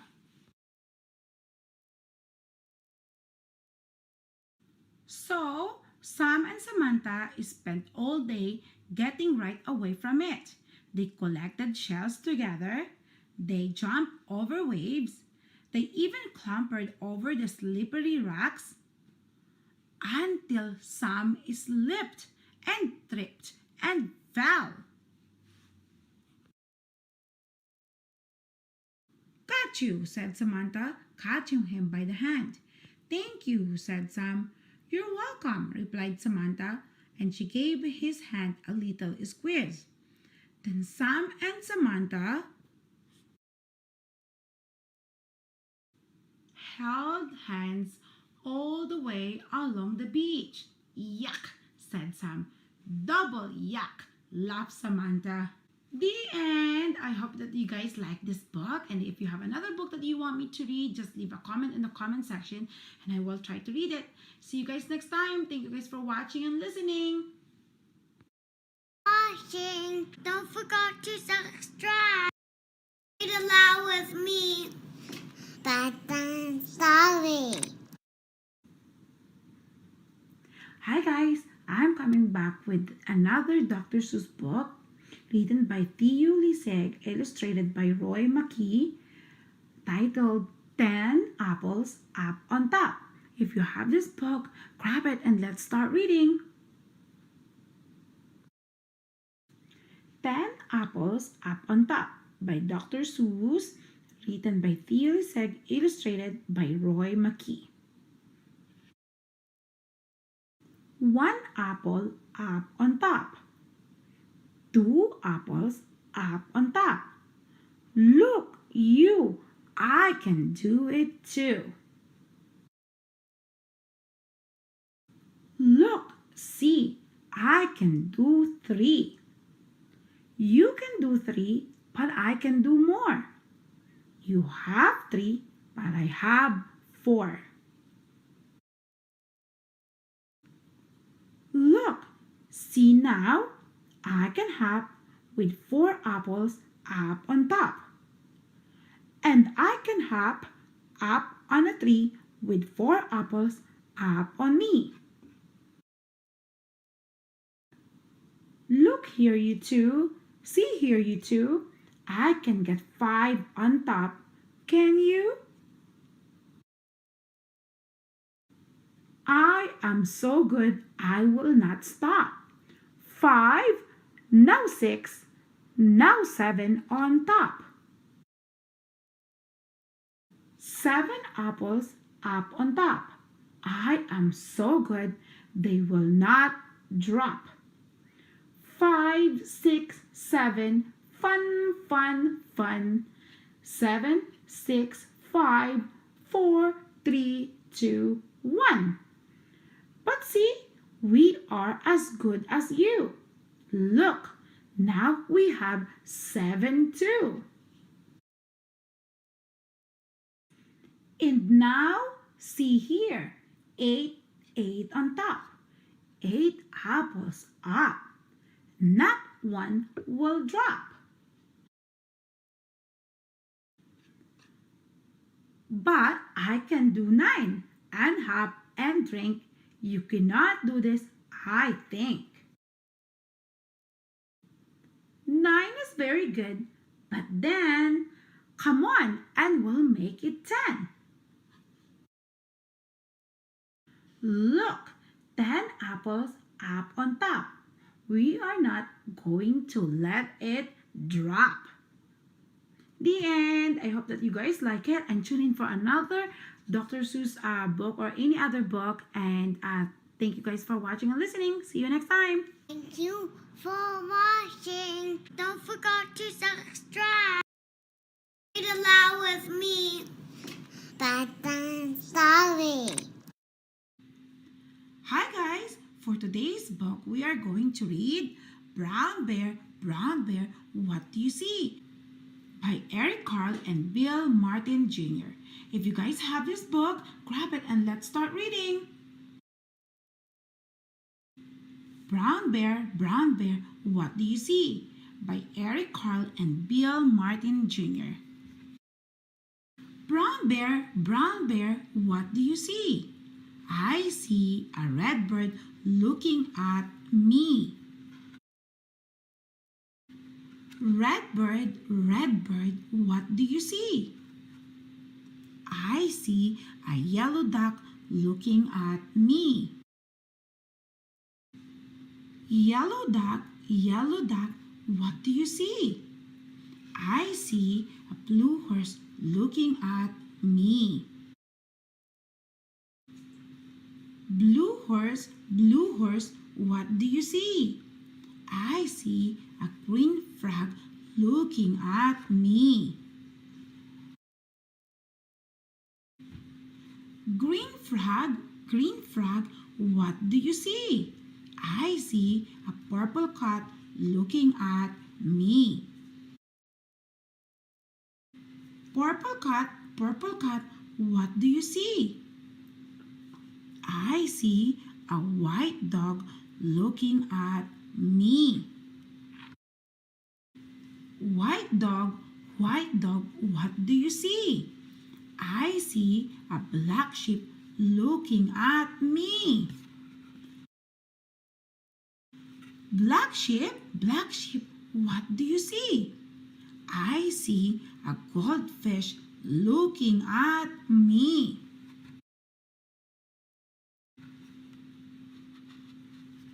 Goldfish, what do you see? I see a teacher looking at me. Teacher, what do you see? I see a children looking at me. Children, what do you see? We see a brown bear, a red bird, a yellow duck, a blue horse, a green frog, a purple cat, a white dog, a black sheep, a goldfish, and a teacher looking at us. That's what we see. The end. I hope that you guys like it and tune in for more books. And thank you guys for watching and listening. See you next time. Thank you for watching. Don't forget to subscribe. Read aloud with me. Bedtime story. Hi kids. For today's book, we are going to read Dr. Seuss book by Bright and Early Board Books. Oh, the things you can think. If you have this book, grab it and let's start reading. Oh, the things you can think by Dr. Seuss. You can think about red. You can think about pink. You can think up a horse. Oh, the things you can think. Oh, the things you can think of if only you try. If you try, you can think up a guff going by. And you don't have to stop. You can think about slope, slope, slope, beautiful slope, beautiful slope with a cherry on top. You can think about night, a night in a nook. The birds are asleep and the 3 moons are up. You can think about day, a day in the lake. The water is blue and the birds are awake. Think, think and wonder, wonder and think. How much water can 55 elephants drink? You can wonder, how long is the tail of a song? Think of light, think of bright, think of stairs in the night. Think, think a ship, think a long trip. Go visit the viper of Vip. Think left and think right, and think low and think high. Oh, the things you can think up if only you try. The end. I hope that you guys like this Dr. Seuss book because I have more to read. So tune in and thank you guys for watching and listening. See you next time. Thank you for watching. Don't forget to subscribe. Read aloud with me. Bedtime story. Hi guys. For our book for today, we are going to read "'Cause I Love You" by John Carr, illustrated by Daniel Howard. If you guys have this book, grab it and let's start reading. "'Cause I Love You" by John Carr, illustrated by Daniel Howard. You are my little bundle bear. Snap up, wrap up, woolly wear. We go here, there, everywhere, 'cause I love you. You're my rum-tum rat-a-tat. Big bass drum, march this way, that. I step, high step, scurry scott, 'cause you have to. You're my keen eye, keeping track. 1 or 2 bucks, put 1 back. Scribble, nibble, sneak a snack, all we go. You're my fearless, high oh my. Deep toes, touch the sky. Legs pump harder, watch you fly. Up to the blue. You're my rough and ready guide. Tip, tap, tumble, don't you cry. Kiss these merry eyes goodbye. See, good as new. You're my hungry, home we go. Tag, you're it. Run high, run low. Race you, chase you to and fro the avenue.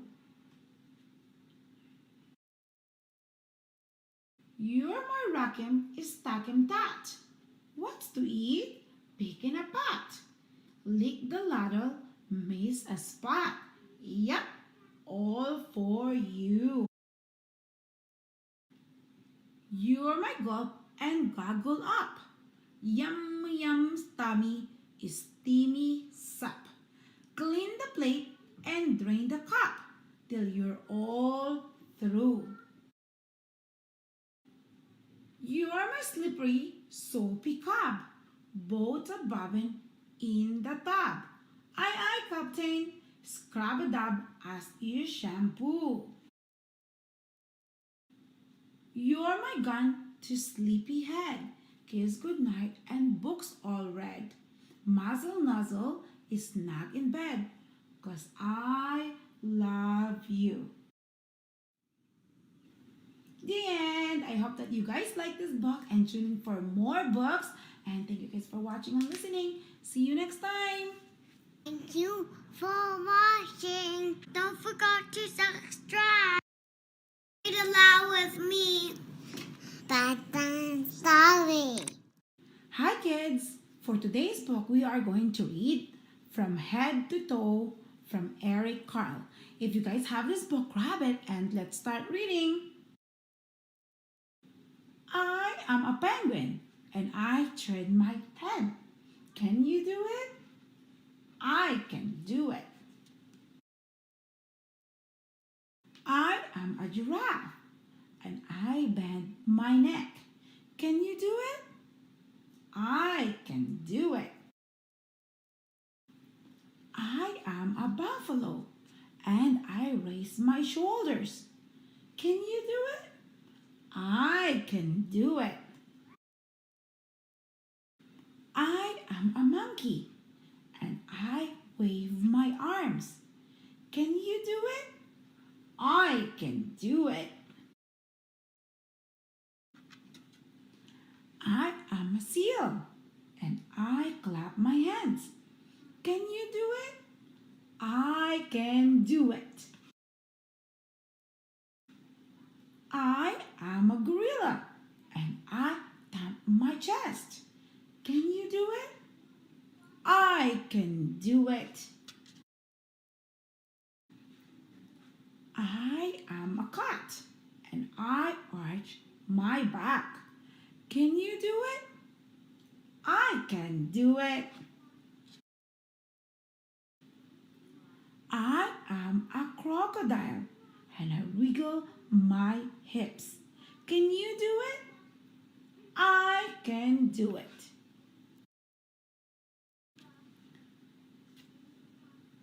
I am a camel and I bend my knees. Can you do it? I can do it. I am a donkey and I kick my legs. Can you do it? I can do it. I am an elephant and I stamp my foot. Can you do it? I can do it. I am I and I wiggle my toe. Can you do it? I can do it. I can do it. The end. I hope that you guys like it and tune in for more books. And thank you guys for watching and listening. See you next time.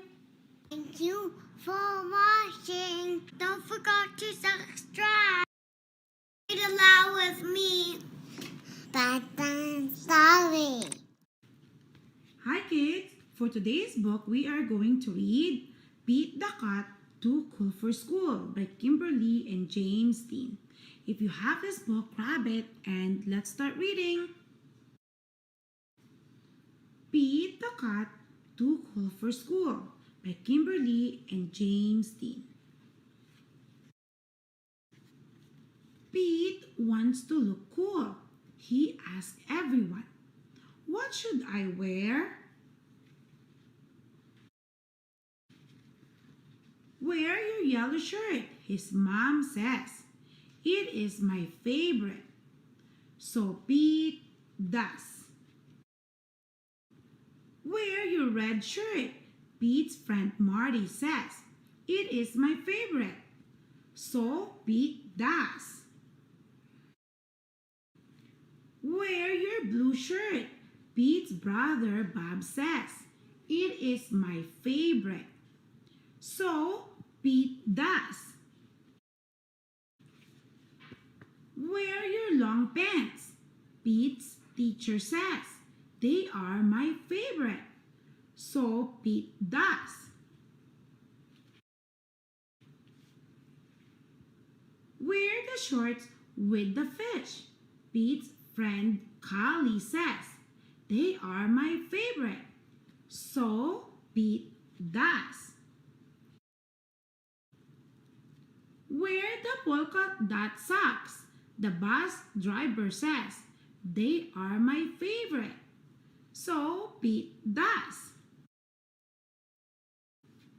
Wear the cowboy boots. Grumpy Toad says. They are my favorite. So Pete does. Wear the tie with the stripes. Emma says. It is my favorite. So Pete does. Wear your baseball hat. His coach says. It is my favorite. So Pete does.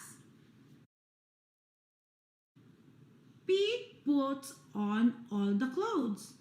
Does he look cool? No, Pete looks silly. He also feels very hot. Pete goes home. He changes his clothes. Pete puts on his favorite shirt. Pete puts on his favorite pants. Pete puts on his favorite socks. Pete puts on his favorite shoes. Pete puts on his sunglasses.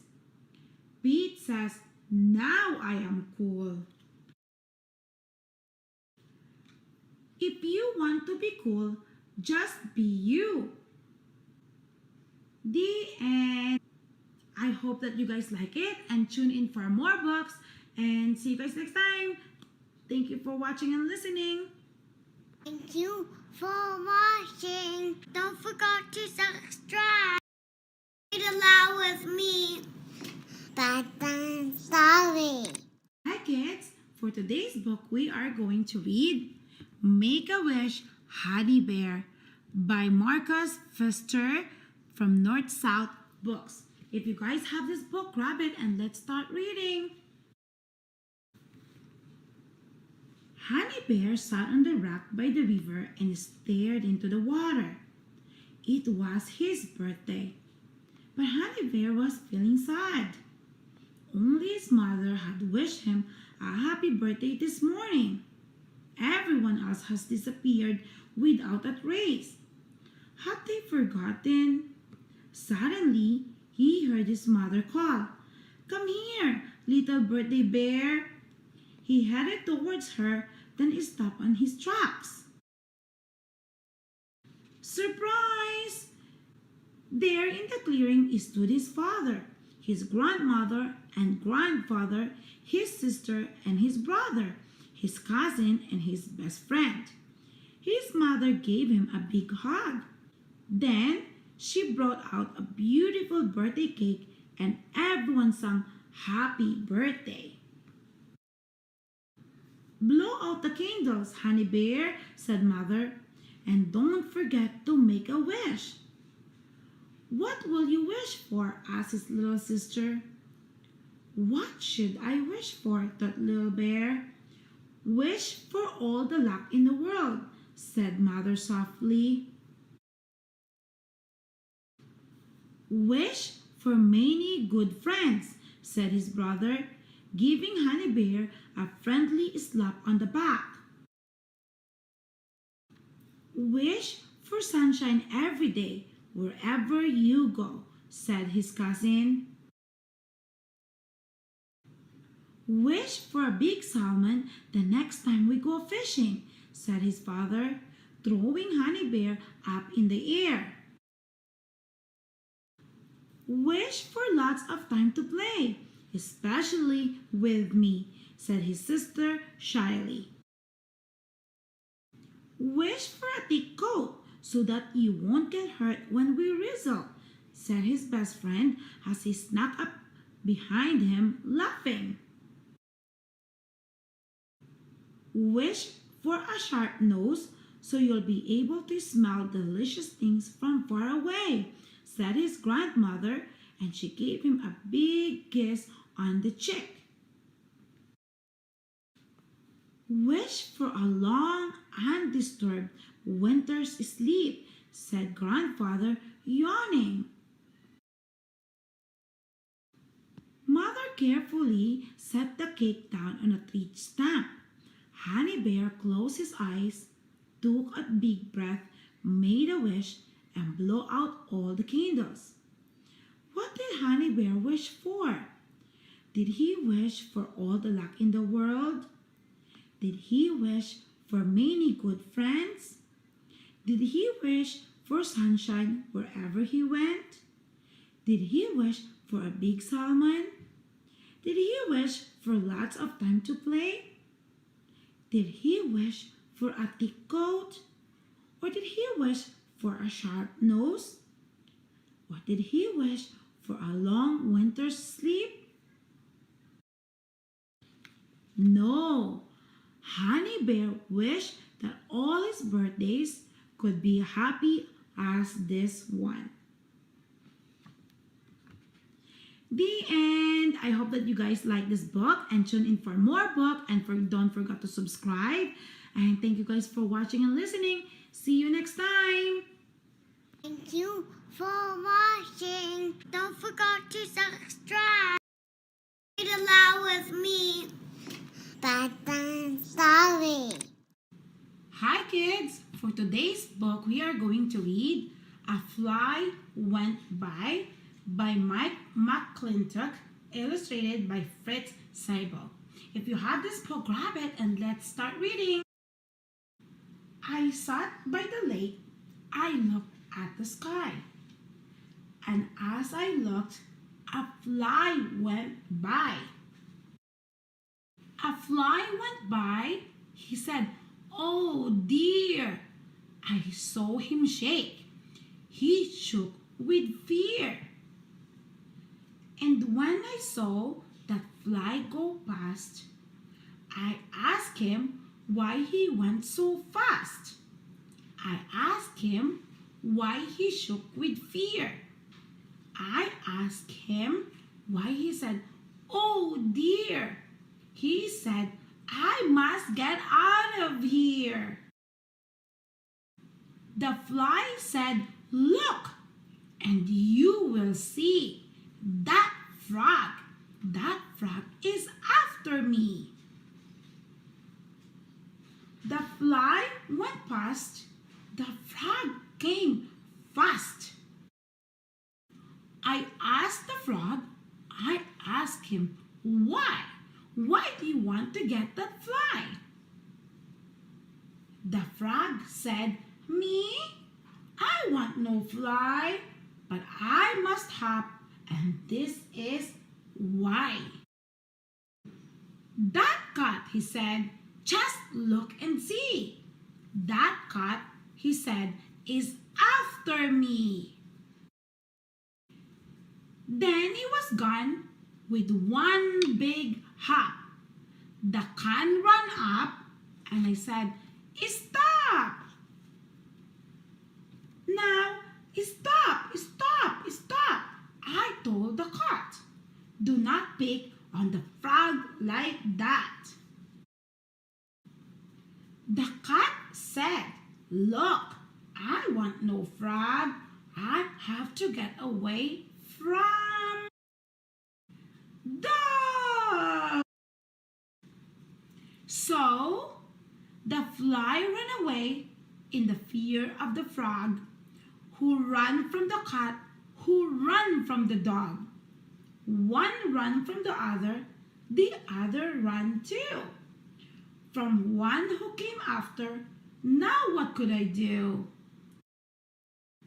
Away past the lake went the fly and the frog. Away past the lake ran the cat and the dog. They went past the shed and they went up a hill. I ran and I said, I will stop them. I will. The fly doesn't know that the frog is not mad. The frog doesn't know that the cat is not bad. The cat runs in fear of the dog, I can tell. If I can stop him, then all will be all well. I run a lot. I run so fast. I came up to the dog at last. Now stop, I said. You are the one who did all this. Why do you run? Why do you want to bite that cat? Oh, you are bad to be like that. The dog said, no, that is not so. I want no cat. The cat can go. I do not want to bite the cat. I run to get away from that. That pig. That pig, he said, look back and see. She likes to bite and she wants me. So the fly ran away in fear of the frog, who ran from the cat, who ran from the dog. The dog ran away in fear of the pig. My, she was mad, and was she big. I said to the pig, so you are the one in back all of this.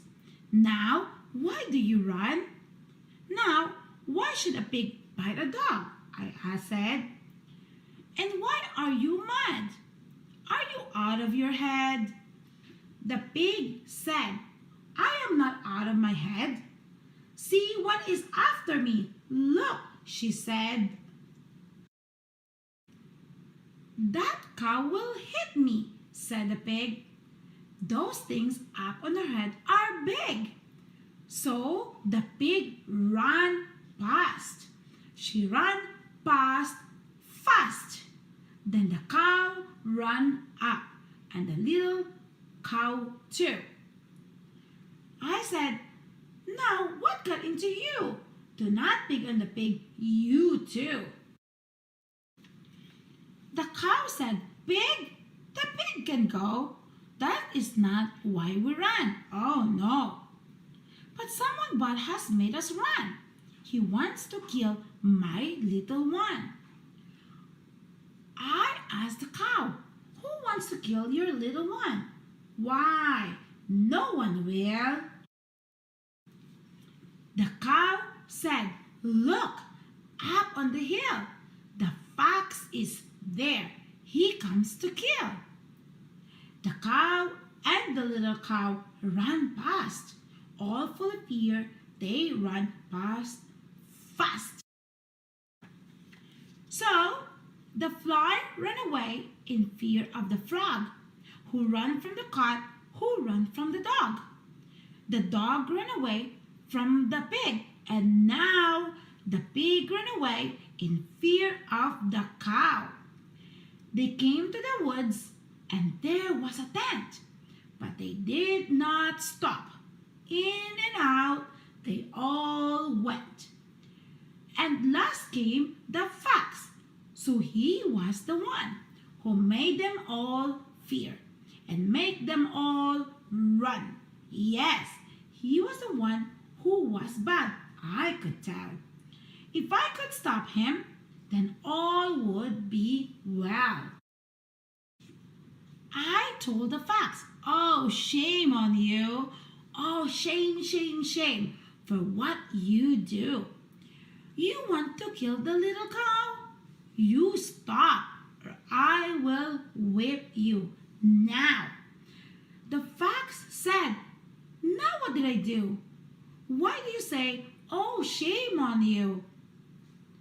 I tell you, I would never kill that little cow. I never will. The fox said, "This is why I ran. Back in the woods, I saw a man. I saw a man. He had a gun. He wants to get me. Let me run." So the fly ran away in the fear of the frog, who ran from the cat, who ran from the dog and the pig and the cows. They all ran. And then came the fox, who ran from the man. They came to the house and went down the hall. And when they went out, there was a big wall. But that did not stop them. Oh no, not at all. They ran and they ran. They came to a town. They went up one way and then they went down. They went up one way and then down another. They ran and they ran, one after the other. They came to a bank, but they did not stop. They went in the bank with a jump and a hop. With a jump and a hop, they ran in and then they went out the back way and ran on again. I ran as fast as I could run. You are the one in back of this. You are the one who wants the fox. Put down your gun. Fox, fox, the man said. No, I saw no fox, but I must go. For you should see, yes, you should see, that thing that it now is after me. I did not see it, said the man. I took my gun and then I ran. For I could hear it bump and thump. It was so bad it made me jump. It was so bad it made me fear. It was so big, it was so near. It must be 10 feet tall, he said, and big and fat and bad and red.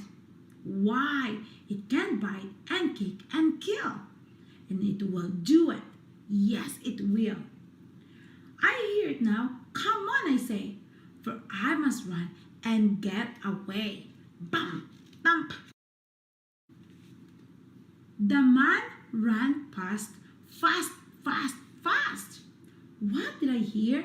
A bump and a thump. It was so bad it made me jump. I was about to run away, but then I saw the thing and say, it was not tall, it was not mud, it was not big, it was not bad. Was this the thing that made them run and made them fear? Was this the one? It was a little ship, so tame. It came to me and it was lame. I saw what made the bump and the thump. I saw the thing that made them jump. The ship said, look at this thin con. I cannot get it off. I ran. I ran for help. I saw a man. I went to him, but then he ran. Why did he run away from me? I just want help, as you can see. I said, I will get help for you, and I can help the others too. For now, I know just what to do. Oh man, I called, come back, come here. This is a sheep, so have no fear. The sheep wants help, for it is lame. Come back, come here. And then he came. And then the man took off the con, but still the others ran and ran. They didn't know about the con. I had to call so they would hear. I had to tell them not to fear. I had to tell them all was well. And so I gave a great big yell. Stop! I said to them all, you must not run away. No one is after you. No one, I say. You all ran away, and now I know why. I sat by the lake, and there came a fly. The fly ran away in fear of the frog, who ran from the cat, who ran from the dog. The dog ran away in fear of the pig, who ran from the cow. She was so big. The cow ran away from the fox, who ran as fast as he could in fear of the man. That man heard a thump, and away he ran. It was just a sheep with an old tin can. I looked at them all, and then I could tell. They all had no fear, and now all was well. They all went away. They all waved goodbye. So I sat by the lake and looked at the sky. The end. I hope you guys like it. And tune in for more books from Dr. Seuss collection. Thank you guys for watching and listening. See you next time. Thank you for watching. Don't forget to subscribe. Read aloud with me. Bedtime story. Hi kids. For today's book, we are going to read Flat Stanley, The Museum Thieves by Jeff Brown, pictures by Scott Nash. If you have this book, grab it and let's start reading. The Museum Thieves, Chapter 4 in Flat Stanley series by Jeff Brown and picture by Scott Nash. Mr. and Mrs. O.J. Dart lived in an apartment above the lamb chops. Mr. Dart was an important man, the director of the famous Museum of Art downtown in the city. Stanley Lambchop had noticed in the elevator that Mr. Dart, who was ordinarily a cheerful man, had become quite gloomy, but he had no idea what the reason was. And then at breakfast one morning, he heard Mr. and Mrs. Lambchop talking about Mr. Dart. I see, said Mrs. Lambchop, reading the paper over his coffee cup. That is still another painting has been stolen from the famous museum. It says here that Mr. O.J. Dart, the director, is at his wit's end. Oh dear, are the police no help? Mrs. Lambchop asked. It seems not, said Mr. Lambchop. Listen to what the chief of police told the newspaper. We suspect a gang of snake thieves. These are the worst kind. They work by sneakery, which makes them very difficult to catch. However, my man and I will keep trying. Meanwhile, I hope people will buy tickets for the policeman's ball and not park their cars where signs say don't. The next morning, Stanley Lambchop heard Mr. Dart talking to his wife in the elevator. These snake thieves work at night, Mr. Dart said. It is very hard for our guards to stay awake when they have been on duty all day. And the famous museum is so big, we cannot guard every picture at the same time. I fear it is hopeless, hopeless, hopeless. Suddenly, as if an electric light bulb had lit up in the air above his head, giving out little shooting lines of excitement, Stanley Lambchop had an idea. He told it to Mr. Dart. Stanley, Mr. Dart said, if your mother will give her permission, I will put you and your plan to work this very night. Mrs. Lambchop gave her permission. "You will have to take a long nap this afternoon," she said. "I won't have you up till all hours unless you do." That evening, after a long nap, Stanley went with Mr. Dart to the famous museum. Mr. Dart took him into the main hall where the biggest and the most important paintings were hung. He pointed to the huge painting that showed a bearded man wearing a fluffy velvet hat, playing a violin for a lady who lay on a couch. There was a half-man, half-horse person standing behind them, and 3 fat children with wings were flying around above. That, Mr. Dart explained, was the most expensive painting in the world. There was an empty picture frame on the opposite wall. We shall hear more about that later on. Mr. Dart took Stanley into his office and said, "It is time for you to put on a disguise." "I already thought of that," Stanley Longchop said, "and I brought one. My cowboy suit. It has a red bandana that I can tie over my face. Nobody will recognize me in a million years." "No," Mr. Dart said. "You will have to wear the disguise I have chosen."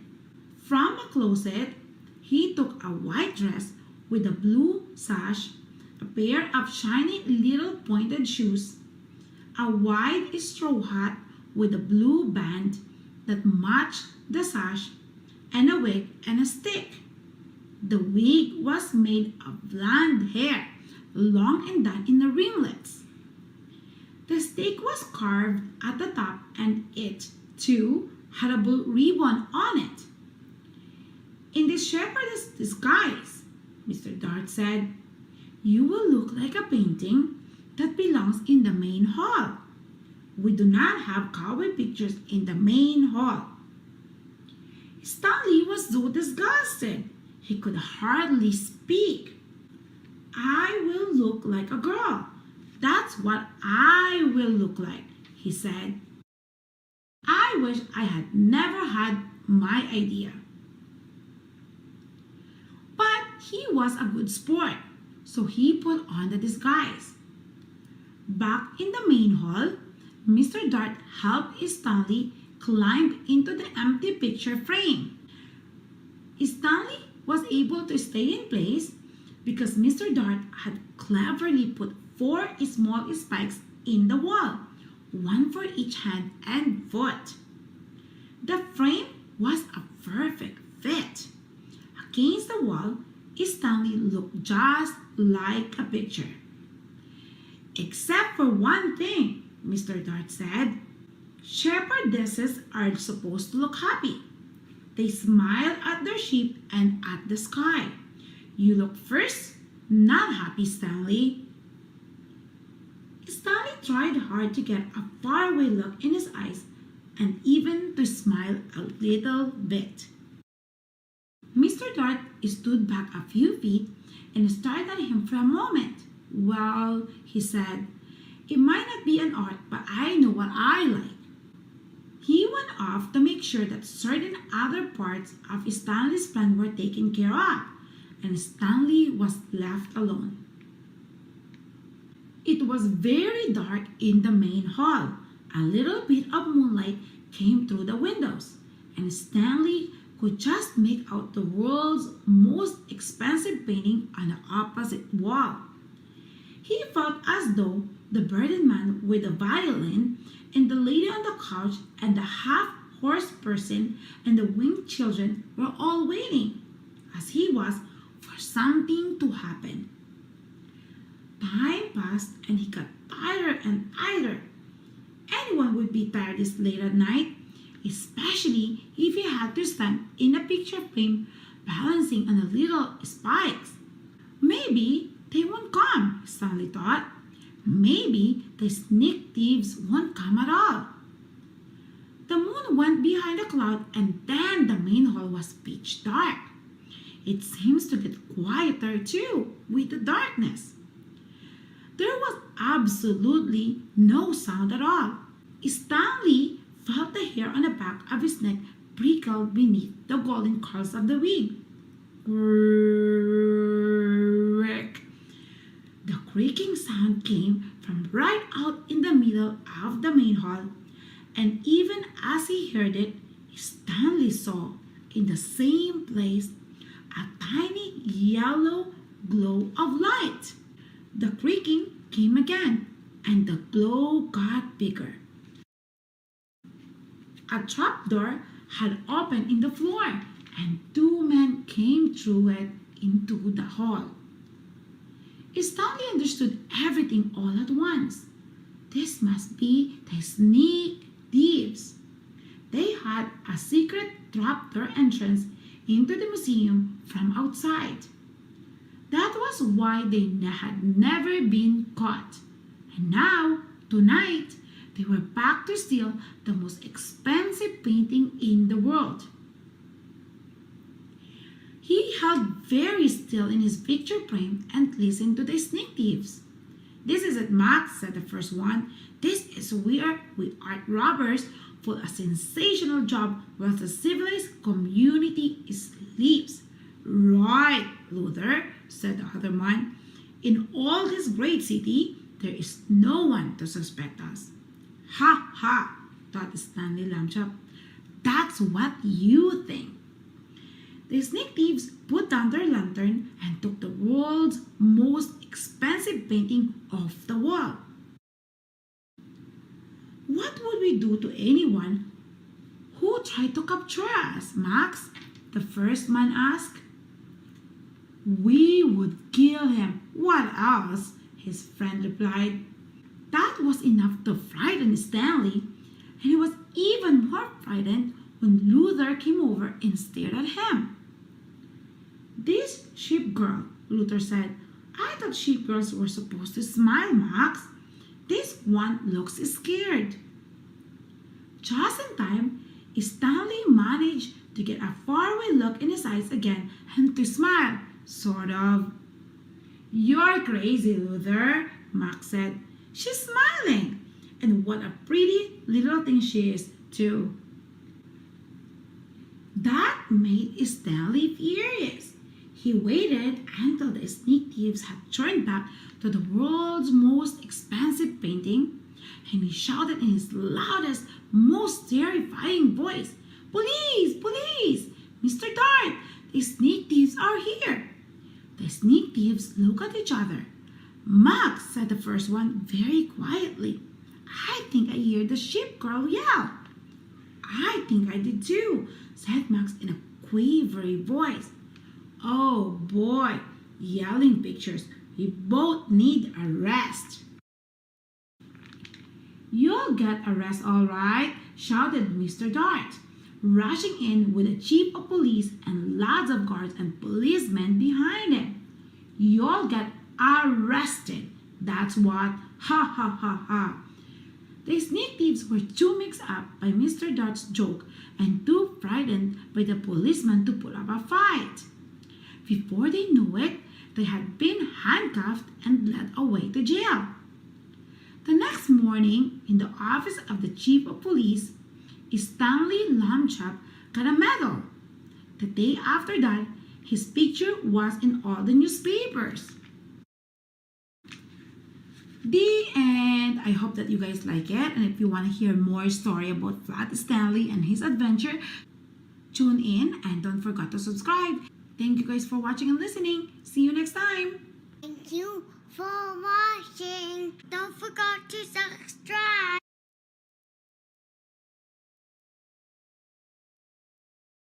Read aloud with me. Bedtime story.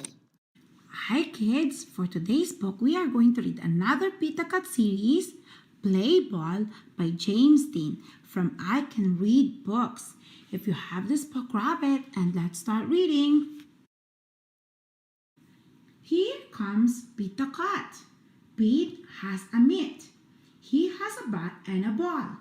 What will Pete do today? Pete will play baseball. Today is the big game. The Rocks are playing the roles. Pete and his team get set. They play catch. They take turns hitting. It is time to play ball. The Rocks bat first. Pete waits for his turn. Crack! The batter hits the ball. He runs to first base. Way to go! Pete cheers. Batter up, says the umpire. Pete goes up to bat. The pitcher throws the ball. Pete swings the bat. He misses the ball. Strike one. The pitcher pitches again. Pete swings too high. Strikes two. The pitcher winds up. He throws. Pete strikes out. But Pete is not sad. He did his best. Pete's friend Ben is up. Ben hits a home run. Way to go! Cheers Pete. The Rolls go up to bat. The Rocks go to the field. Crack! Here comes a fly ball. I've got it, calls Pete. The ball hits his mitt, but Pete drops it. He is not sad. He did his best. Another hit! This time Pete catches it, but he throws it too far. Pete is up at bat again. He wants to hit the ball. The first pitch is too low. Pete does not swing. Ball one. The next pitch is too high. Pete does not swing. Ball two. The third pitch is inside. The fourth pitch is outside. Pete gets 4 balls. Pete wanted to get a hit, but a walk is cool too. The next batter gets a hit. Pete runs as fast as he can. Pete wants to score, but he is out at home plate. Pete is not sad. He did his best. Way to go! Cool! The game is over. The Rocks wins 6-3. Way to go, calls Pete. Good game, the Rocks says. Good game, the Rolls says. Pete did his best. He had fun. What a great game. The end. I hope that you guys like it and tune in for more Pita Cut series. And thank you guys for watching and listening. See you next time. Thank you for watching. Don't forget to subscribe. Read aloud with me. Bedtime story. Hi kids. For today's book, we are going to read another one from Pita Cut series, Pete at the Beach by James Dean. And this is the I Can Read book. If you guys have this book, grab it and let's start reading. Pita Cut, Pete at the Beach by James Dean. It is a hot day. Pita Cut goes to the beach with his mom and his brother Bob. Let's go in the water, Bob says. Maybe later, says Pete. Bob likes to surf. He rides the big waves. It looks like fun. I'm hot, says Pete. Go into the water, says Mom. Maybe later, says Pete. Pete makes a sandcastle. His mom helps him dig. Here comes the big wave, and there goes Pete. Oh no! Where did his sandcastle go? Bob rides a big wave. Wow, says Pete. That looks like fun. Pete and his mom take a walk. They find the seashells. They see a crab. Pete's feet get wet. His feet feel cool. The rest of him is hot. It is time for lunch. Pete eats a sandwich. He drinks lemonade. The sun is very hot and Pete is very, very hot. Bob is wet and cool. Let's play ball, says Pete. No thanks, says Bob. I want to surf. Pete throws the ball. His mom catches it. Let's get our feet wet, says Mom. Well, okay, says Pete. The water is cool. It feels good. Pete goes in deeper. Bob waves to Pete. I want to show you how to surf, he yells. Pete does not say, maybe later. He says, let's do it. Lie on the board, says Bob. Pete lies on the board. Paddle, says Bob. Pete paddles out. He waits for a big wave.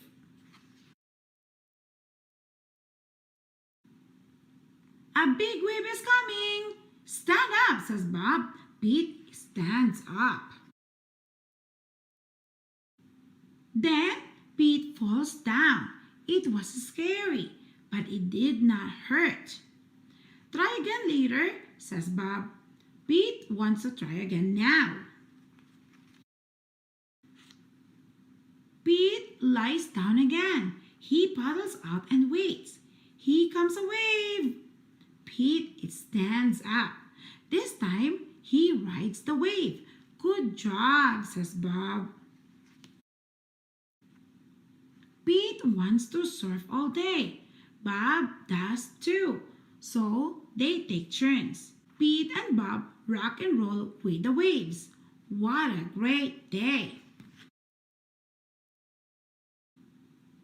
It is okay to be afraid, but it is more fun to surf. The end. I hope that you guys like it and tune in for more Pete the Cat series book, and see you guys next time. Thank you for watching and listening. Thank you for watching. Don't forget to subscribe.